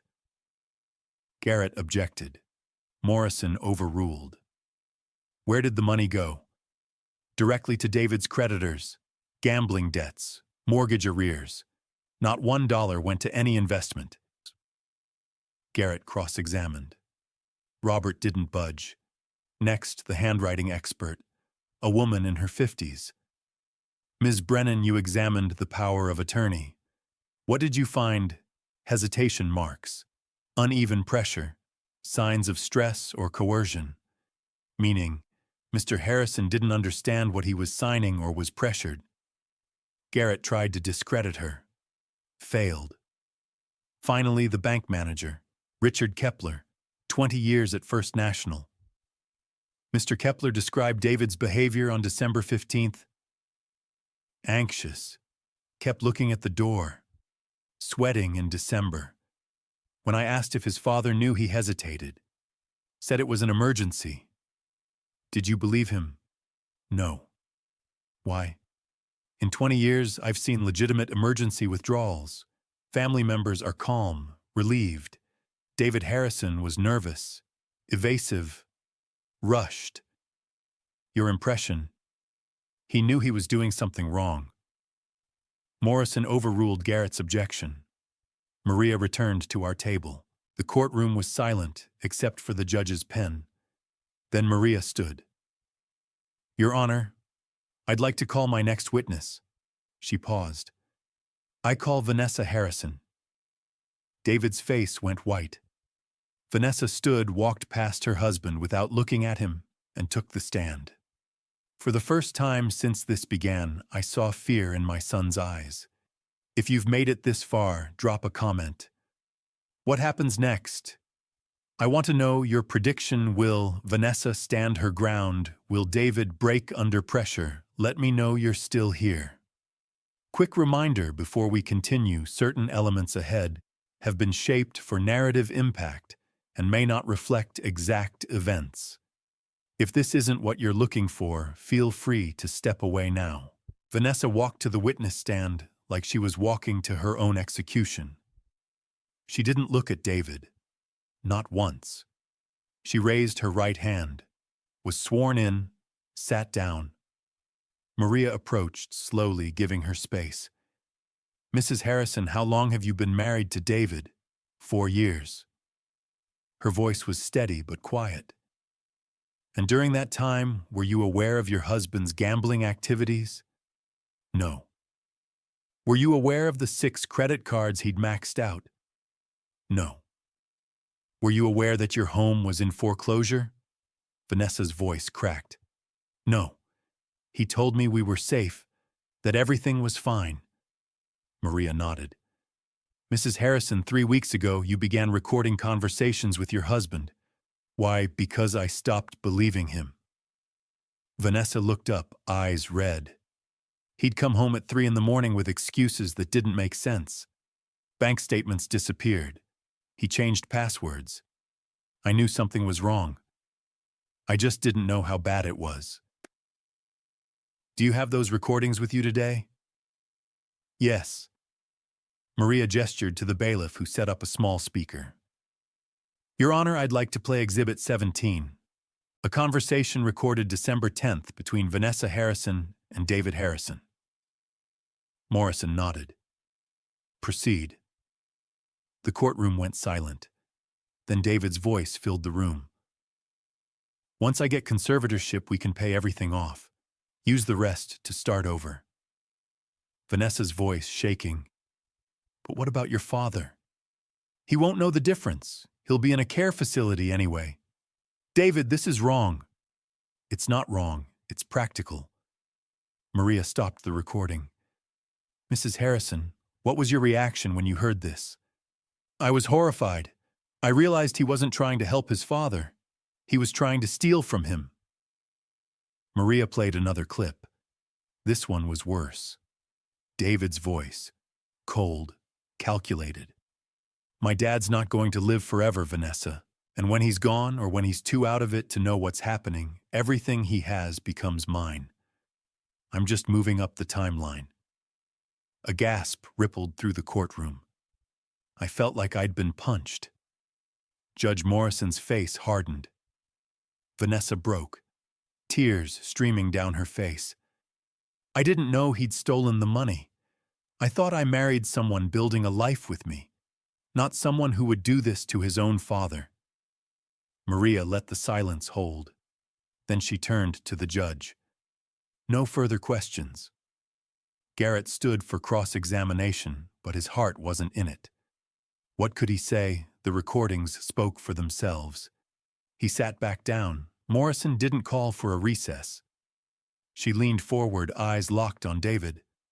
Mr. David Harrison, take the stand.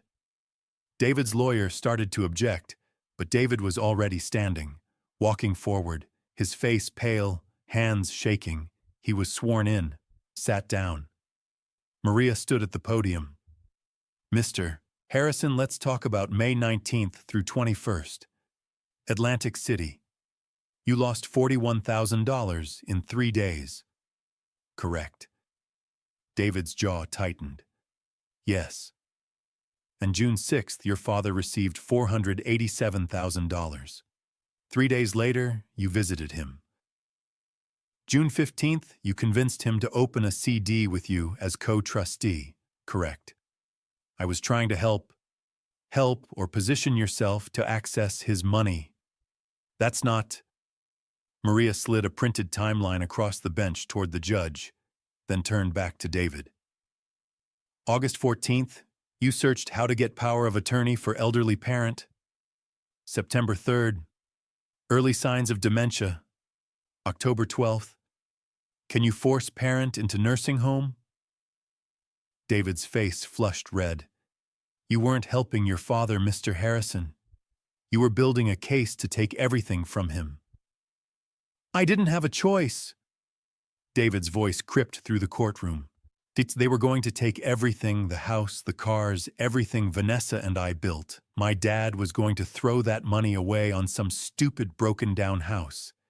He had more money than he needed. I'm his son. It should have been mine. The courtroom went dead silent. David realized what he'd just said. His face drained of color. His lawyer dropped his pen. Judge Morrison sat back. Her voice was ice. Mr. Harrison, did you just confess to financial exploitation of a vulnerable adult in my courtroom? David opened his mouth, closed it. No words came. Morrison didn't wait for an answer. She looked at the bailiff. Contact the county attorney's office. I want criminal charges filed immediately. Elder financial exploitation, forgery, fraud. She turned back to David. As for the conservatorship petition, it is denied. Denied in full. Mr. Samuel Harrison retains all rights over his person and his estate. She glanced at Garrett. And Mr. Walsh, if I were you, I'd advise your client to secure separate legal counsel, because he's going to need it. Morrison stood. This hearing is adjourned. The gavel came down. I sat frozen. It was over. Tommy's hand gripped my shoulder from behind. Maria exhaled beside me, closing her folder. Across the aisle, David sat motionless. Vanessa had already left. His lawyer was packing his briefcase, shaking his head. David finally turned, looked at me. For just a moment, I saw the boy who used to fish with me on the lake. The one who'd fall asleep on my shoulder during long car rides. The one who laughed at my jokes and asked me to teach him how to build things. Then the moment passed. And all I saw was a stranger. Outside, the January air hit me like a slap. Cold, clean. Maria stood beside me on the courthouse steps. It's over, Samuel. You won. I know, but it didn't feel like winning. Tommy pulled me into a hug. You did it, Dad. I nodded against his shoulder. Couldn't speak. Behind us, the courthouse doors opened. David walked out alone. No lawyer, no Vanessa. Just him. He stopped when he saw me. We stood there 20 feet apart in the freezing cold. He opened his mouth like he wanted to say something, but nothing came out. Then he turned and walked away. I watched him disappear into the crowd, and I knew with absolute certainty that I would never see my son again. Maria called me to the stand after David's confession. Let the judge see the man your son tried to erase, she'd told me that morning. I raised my right hand, swore to tell the truth, sat down. The room felt impossibly quiet. Maria stood at the podium. Mr. Harrison, please tell the court about yourself. I took a breath. I'm 67 years old, retired carpenter, worked 40 years building houses, cabinets, furniture.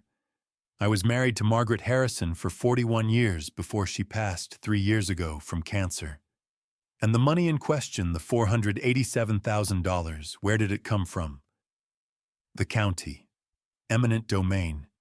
They needed my family's land for a highway expansion. That land had been in my family since the 1930s. The money was compensation. What did you plan to do with it? I looked at Margaret's photo in my wallet sitting on the table beside me. Buy back the house on Lake Minnetonka, the house where my wife and I honeymooned, where we raised our boys. We lost it 12 years ago when Margaret got sick and the medical bills piled up. My voice caught. Before she died, she asked me to find it, to bring us home.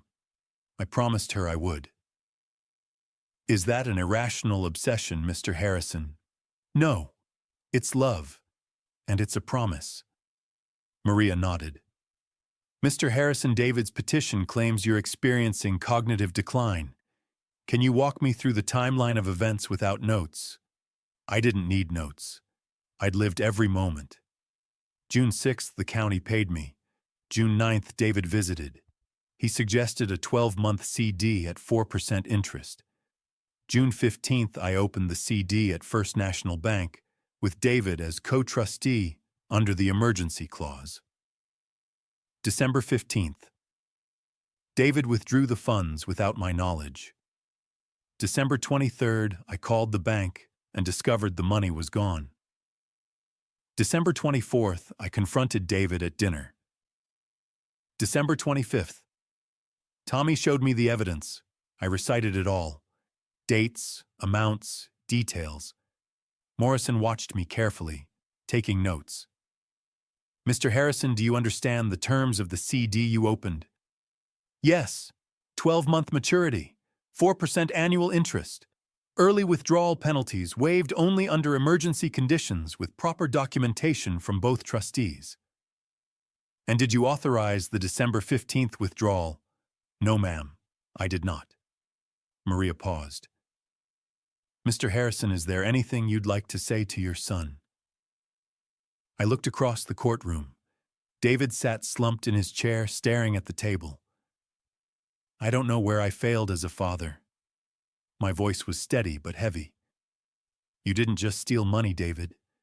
You stole the last promise I made to your mother. She loved you, and you desecrated her memory for gambling debts. David flinched, but didn't look up. Morrison leaned forward. Mr. Harrison, if this petition is denied, what will you do? I'll buy that house back, and I'll spend whatever time I have left remembering the family we used to be, before my son forgot what family meant. Thank you, Mr. Harrison. You may step down. Morrison called a 15-minute recess, but when we returned, she didn't waste time. I've reviewed the evidence, the financial records, the recordings, the testimony. She looked at David. Mr. David Harrison, you have not demonstrated that your father lacks capacity. What you have demonstrated is a systematic effort to exploit him. She picked up the petition. This is not concern. This is calculated theft. You didn't just steal money. You attempted to erase your father's autonomy, his dignity, and his final promise to his wife. Morrison set the petition down. The petition for conservatorship is denied. Denied in full. The temporary asset freeze is lifted immediately. Mr. Samuel Harrison retains all rights over his person and estate. I felt Tommy's hand on my shoulder from the row behind me. Furthermore, Morrison continued, I am referring this matter to the Hennepin County Attorney's Office for criminal prosecution. The charges will include elder financial exploitation, forgery, and fraud. She looked at the bailiff. Take Mr. David Harrison into custody. 2 officers moved forward. David stood, hands shaking. They cuffed him. As they led him past our table, he stopped, looked at me. This is all your fault, he said, voice low, bitter. Then they took him away. The courtroom emptied slowly. Maria packed her briefcase. Tommy stood beside me, silent. I sat in the chair, staring at the empty witness stand. Dad. Tommy's voice was soft. We won. I know. But it didn't feel like victory. Morrison had cleared my name. The money was mine again. The lake house was within reach. Everything I'd fought for. But my son was gone. Tommy drove me home through the twilight. Snow was falling again, soft and silent. The city lights reflected off the white streets. "You okay?" he asked. "No." He nodded. Didn't push. When we reached my apartment, he walked me to the door. "I'm proud of you, Dad. For fighting. For not giving up. I didn't have a choice. You did. You could have walked away. Let him take it. But you didn't. You stood up." I hugged him. Held on longer than usual. "Tommy." "Yeah. Thank you. For everything. For believing me when no one else did. Always, Dad." He left. I went inside. Sat at the kitchen table, turned on the lamp. Margaret's photo stared back at me from the mantel. "We won, Maggie," I whispered. "The house is ours again." I kept my promise. But the apartment felt emptier than it ever had before. I'd won the battle, saved the money, cleared my name. But I'd lost my son. And sitting in that quiet room as the evening faded into night, I wasn't sure which hurt more, the betrayal or knowing that some endings can never be repaired. The weeks after the trial passed like a strange dream. Money was returned, papers were signed. David's accounts were liquidated to repay me. But none of it brought back what was truly lost. By mid-January, the financial recovery was complete. Maria sat across from me in her office, sliding a cashier's check across the desk. $487,000, plus court costs, plus interest. "It's over, Samuel. You have everything back." I stared at the check. The number felt abstract, meaningless.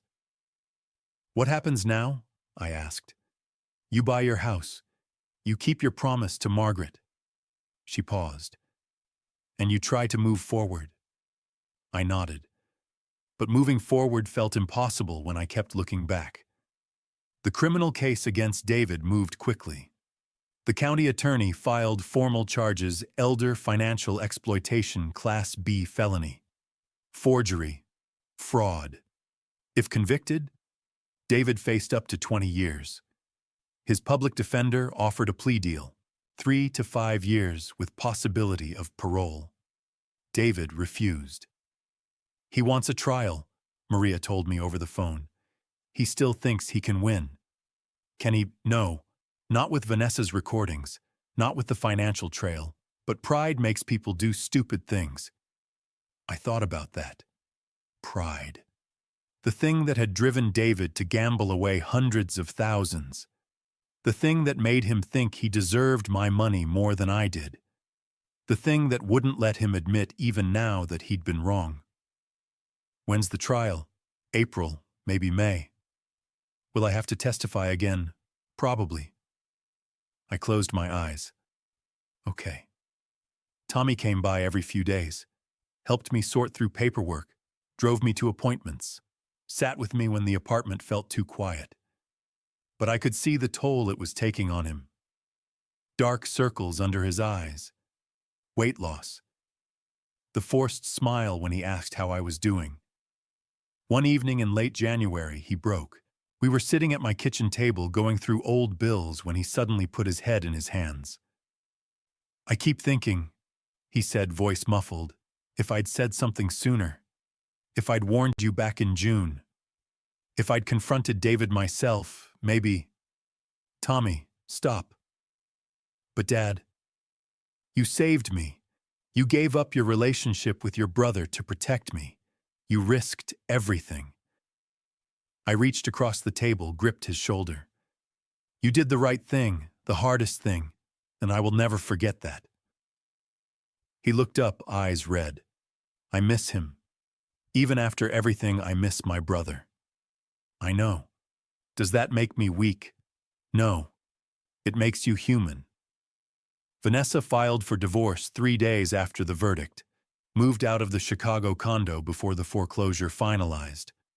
I heard through Maria that she'd taken a job in Milwaukee, started over.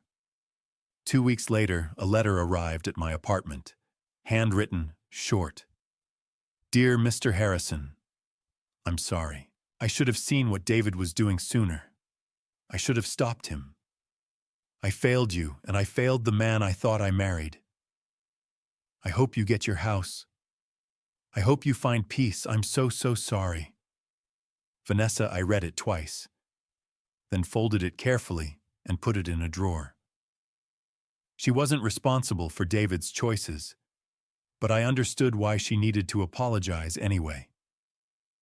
In early February, I started seeing a therapist, Dr. Ellen Price, a woman in her 60s who specialized in family trauma and elder abuse. "How are you sleeping?" she asked during our first session. "Not well." "Dreams?" "Yes, about David, when he was a kid, before everything." I stared at my hands. I keep trying to figure out where I went wrong, what I missed, how I failed him. "Do you think you failed him?" "I must have. Good parents don't raise children who do what he did." Dr. Price leaned forward. "Samuel, addiction and greed aren't caused by bad parenting. They're choices. David made his choices. You didn't make them for him. But you were a good father. You loved him. You provided for him. You gave him every opportunity." She paused. "And when he became someone you couldn't recognize, you protected yourself. That's not failure. That's survival." I wanted to believe her. But belief took time. By late February, the lake house sale was finalized. Tommy helped me pack up the Minneapolis apartment. We worked in silence, mostly wrapping dishes, boxing books, taping up old furniture. In the bedroom closet, I found an album I'd forgotten about. Photos from the 80s and 90s, David and Tommy as kids, fishing trips, birthday parties, Christmas mornings. One photo stopped me cold. David, maybe 8 years old, standing on the dock at Lake Minnetonka, holding up a tiny sunfish he'd just caught. Grinning so wide his whole face lit up, and me beside him, hand on his shoulder, proud. Tommy saw it. His face crumpled. He wasn't always like this, was he, Dad? "No," I whispered. "He wasn't." Tommy wiped his eyes.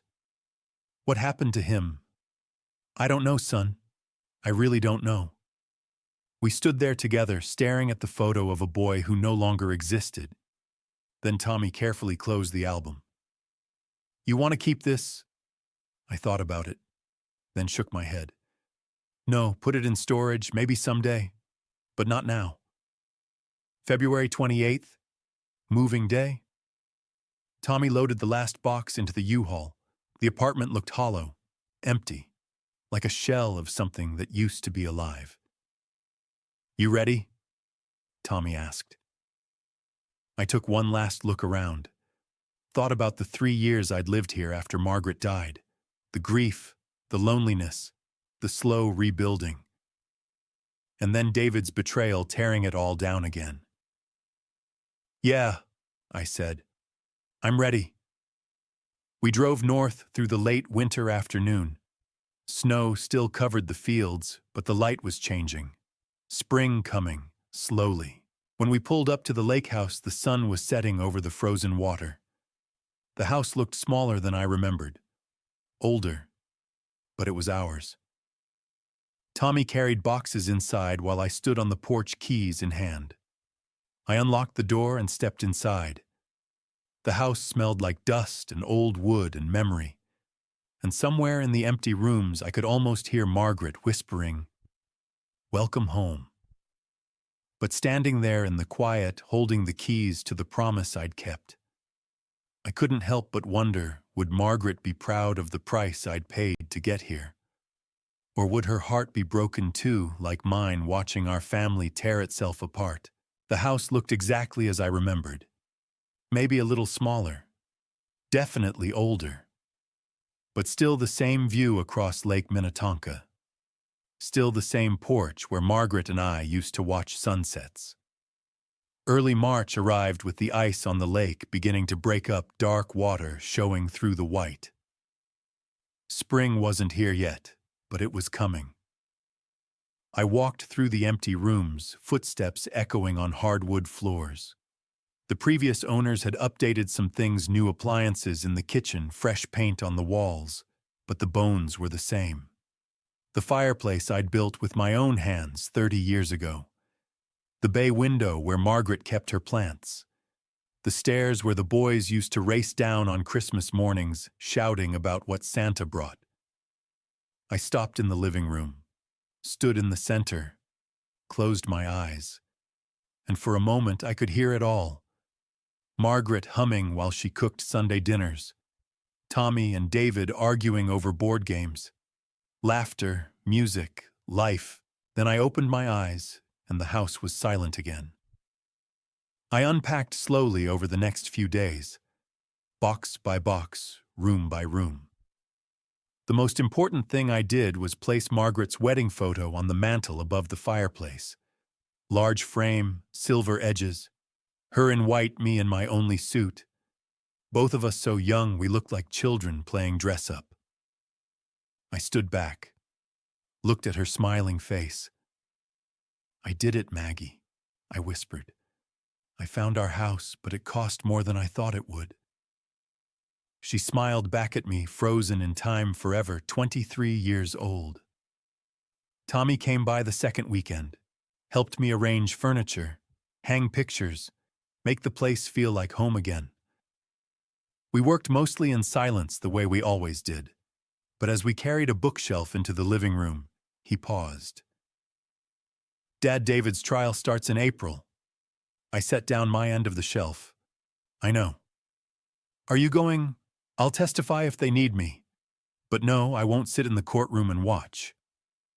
Tommy nodded. Me neither." "You don't have to choose sides, Tommy. He's still your brother." "I know, but..." He stopped, shook his head. "I don't know how to be his brother anymore. After everything." "Neither do I, son." We finished setting up the shelf in silence. That night after Tommy left, I stood on the porch alone. The temperature had dropped. My breath fogged in the air. The lake stretched out in front of me, dark and still reflecting the last light of the day. I thought about David at 8 years old, standing on this same dock, holding up that tiny sunfish. Pure joy on his face. Where did that boy go? When did he change? Was it gradual over years, or was there a single moment where he made a choice and became someone else I didn't know? Maybe I'd never know. I poured myself a whiskey, Margaret's favorite mug, the one with the chipped handle, and walked down to the dock. The wood creaked under my weight. Familiar sound. Comforting. I sat on the edge legs, dangling over the water, and held the mug in both hands. "I kept my promise, Maggie," I said to the lake, to the sky, to wherever she was. "I got the house back. I'm home." The water lapped gently against the dock. "But I lost our son doing it." My voice cracked. Was it worth it, all of this? The fight, the trial, the money, was it worth losing? David. The lake didn't answer. Margaret's voice echoed in my memory. "Find our house by the lake, Sam. Promise me." She'd asked me to find the house, but she'd never asked me to destroy our family to do it. Would she have wanted this, or would she have told me to let the money go, let the house go, keep the boys together, no matter what I didn't know? And I'd never know. I sat there until the sun disappeared completely and the stars came out.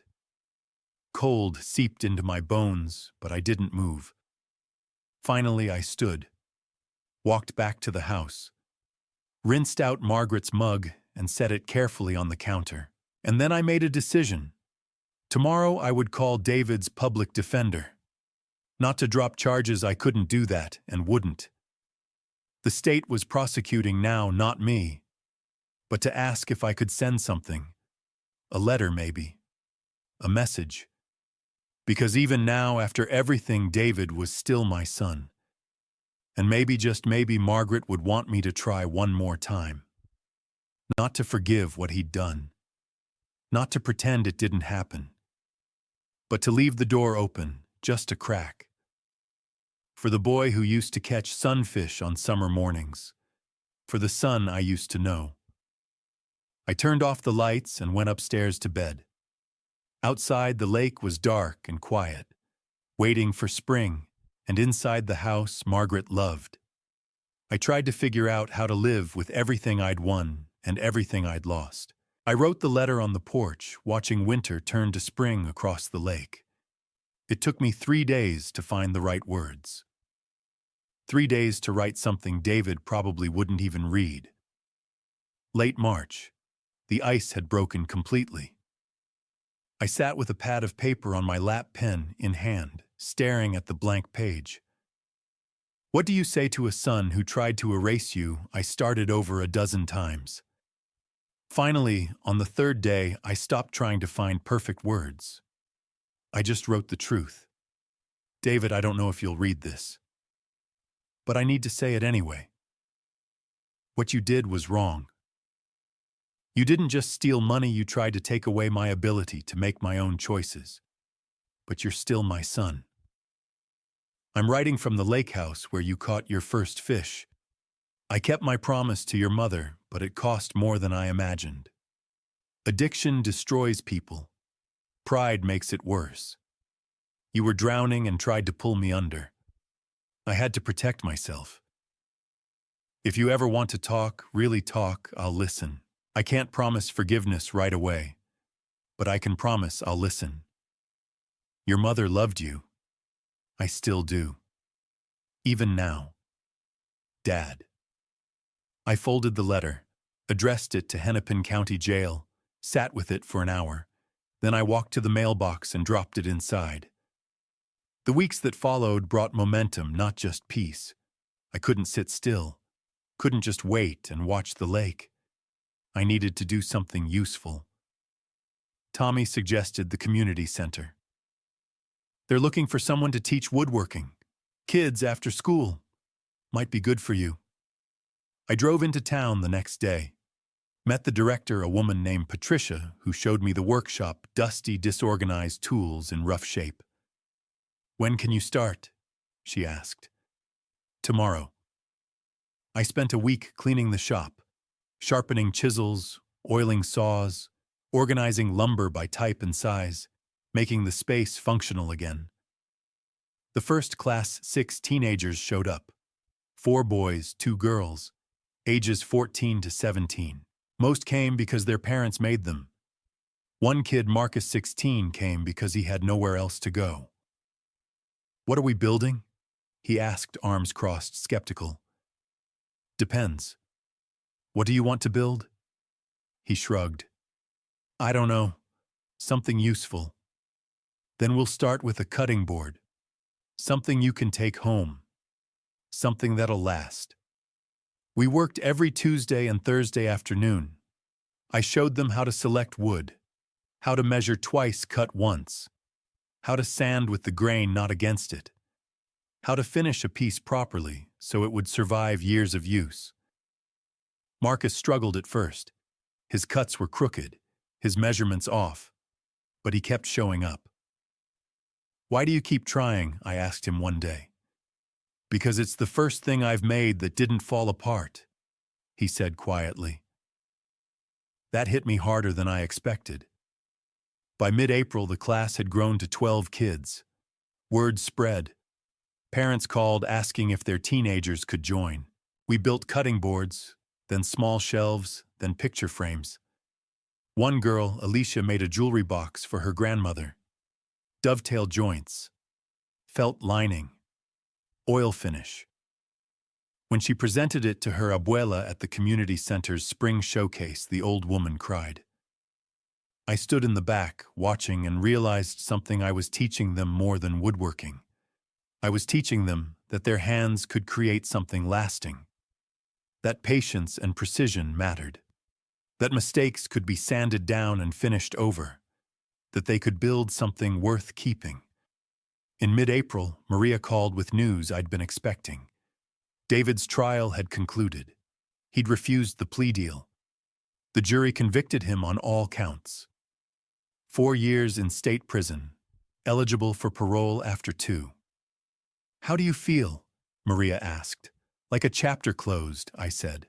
Not happy, not sad, just closed. That's honest. It was the best I could do. In early May, a letter arrived from Hennepin County Jail. David's handwriting. 4 sentences. Dad got your letter. I'm fine. Food's bad, but I'm managing. I don't know what you want me to say. I'm not going to apologize for trying to survive. But I read what you wrote. I'm keeping it. David. No apology, no acknowledgement. But he'd responded, and he'd kept my letter. I folded it carefully and put it in a drawer. Maybe someday it would mean more. Maybe it wouldn't. Either way, I'd done what I could. Spring turned to summer. Summer faded into fall. The lake house became home. The workshop became a second home. Marcus finished his first solo project in October, a small bookshelf for his younger sister. Mortise and tenon joints, stained walnut, perfect corners. He held it up, grinning. Think it'll hold. I know it will. You built it right. He carried it out to his mom's car, and I watched him go, this kid who'd walked in 6 months ago with crossed arms and no hope, now walking out with something he'd built with his own hands. I locked up the workshop, drove home along the lake road. The trees were turning gold and red. The air smelled like wood smoke. At home, I sat on the porch with coffee. The lake stretched out calm and dark. I thought about David, about Margaret, about the year that had passed. And I thought about Marcus carrying that bookshelf to the car. About Alicia's grandmother crying over a jewelry box. About 12 kids learning that their hands could create, not just destroy. I didn't have all my family anymore, but I was building something new.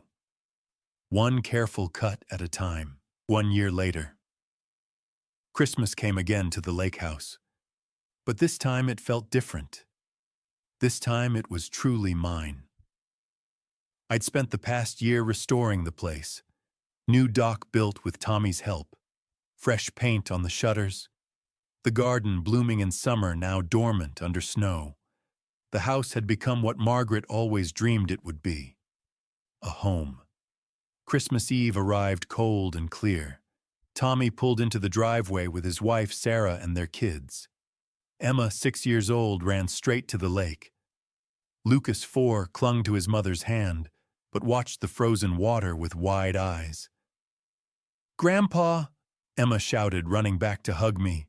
"Can we make cookies? Mom said you know Grandma's recipe." "We can," I said, lifting her up. "But you have to promise to follow the instructions exactly. Your grandma was very particular about her sugar cookies." "I promise." Inside, the house smelled like pine and cinnamon. A tree stood in the corner, decorated with ornaments Margaret and I had collected over 40 years. Some were older than my grandchildren, some older than their father. Tommy set down the bags and looked around. "It looks good, Dad. Really good." "It feels right," I said. Finally. That evening, Emma and I made cookies in the kitchen. I showed her how to measure the flour, how to roll the dough, how to cut perfect stars and trees. She worked with intense concentration, tongue sticking out slightly, just like Tommy used to do. "Did Grandma really make these every Christmas?" she asked. "Every single year. Your dad and his brother would eat half the batch before they were even cool." "I have an uncle." I paused. Tommy and Sarah had been careful about what they told the kids. They knew David existed, but not why he wasn't around. "You do," I said carefully, "but he can't visit right now." Emma nodded, accepting this without question the way children do, and went back to cutting out cookies. Christmas morning, Tommy and I took Lucas ice fishing. We drilled a hole, set up the small tent, showed him how to drop the line and wait. He lasted about 10 minutes before getting bored and wanting to throw snowballs instead. Tommy and I sat in the tent lines in the water, watching our breath fog in the cold air. "I went to see David last week," Tommy said quietly. I looked at him. How is he? He looks older, tired. He asked about you. What did you tell him? That you're doing well? That you rebuilt the dock? That you're volunteering at the elder law clinic? Tommy paused. He didn't say much, but he asked. I nodded. Didn't trust myself to speak. He didn't apologize, Tommy added. I don't think he ever will, but he asked. That's something. Yeah, I said. It is. We sat in silence, watching the line, not catching anything, just being together. That night, we gathered around the table for Christmas dinner. Turkey, mashed potatoes, Margaret's stuffing recipe. The kids wore paper crowns from the crackers. Sarah told stories about her nursing shifts. Tommy talked about his work. Before we ate, Tommy raised his glass. I want to say something, he said. Dad, thank you. For being strong enough to protect yourself. For teaching us that family doesn't mean accepting abuse. For showing us that sometimes love means setting boundaries. His voice caught. And thank you for keeping this house. For keeping Mom's memory alive.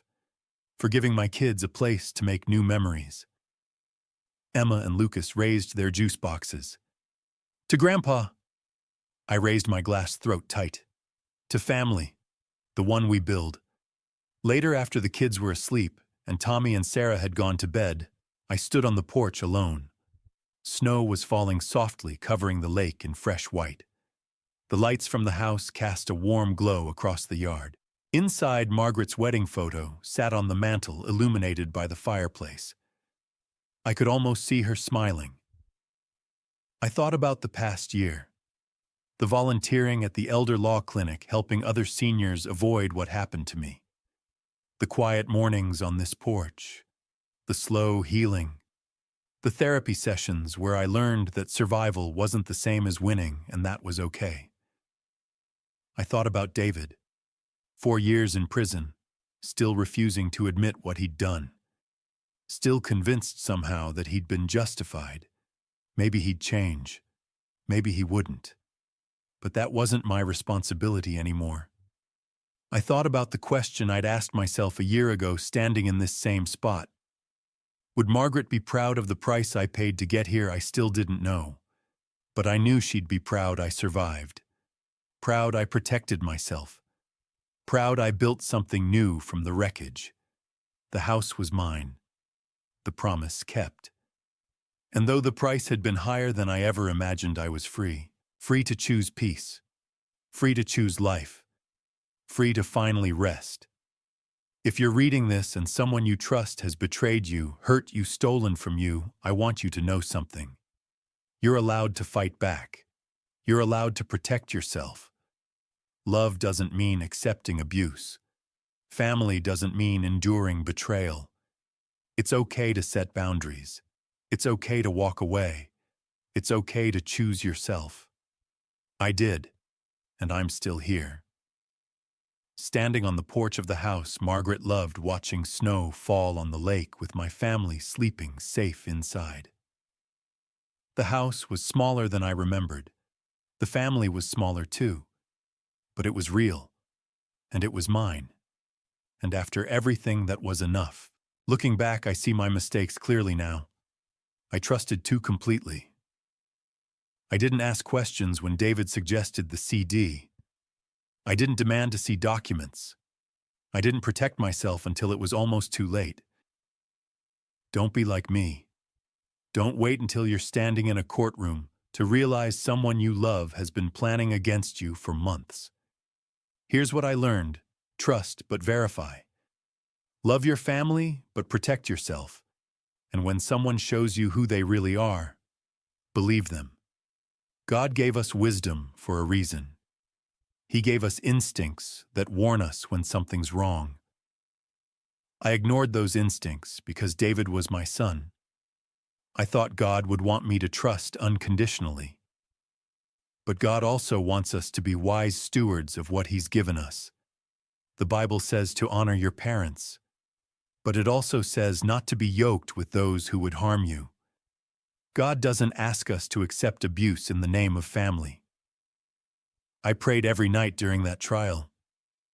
I asked God if I was doing the right thing, and the answer I felt wasn't about forgiveness or reconciliation. It was about protection, about surviving, about honoring the life He gave me by refusing to let someone destroy it. My lesson: you can love someone and still set boundaries. You can be a good parent and still protect yourself from your children. God doesn't require you to be a victim. The house is mine. The promise is kept. And I'm still here by God's grace. That's enough. I appreciate you staying with me through this entire journey. Drop a comment below with your honest reaction. I'd love to know what resonated with you. And if you found value in this story, consider subscribing to the channel for more real-life lessons. Just a heads up, this narrative contains fictionalized elements designed for reflection and learning. If it's not your style, no worries, there's plenty of other content out there for you.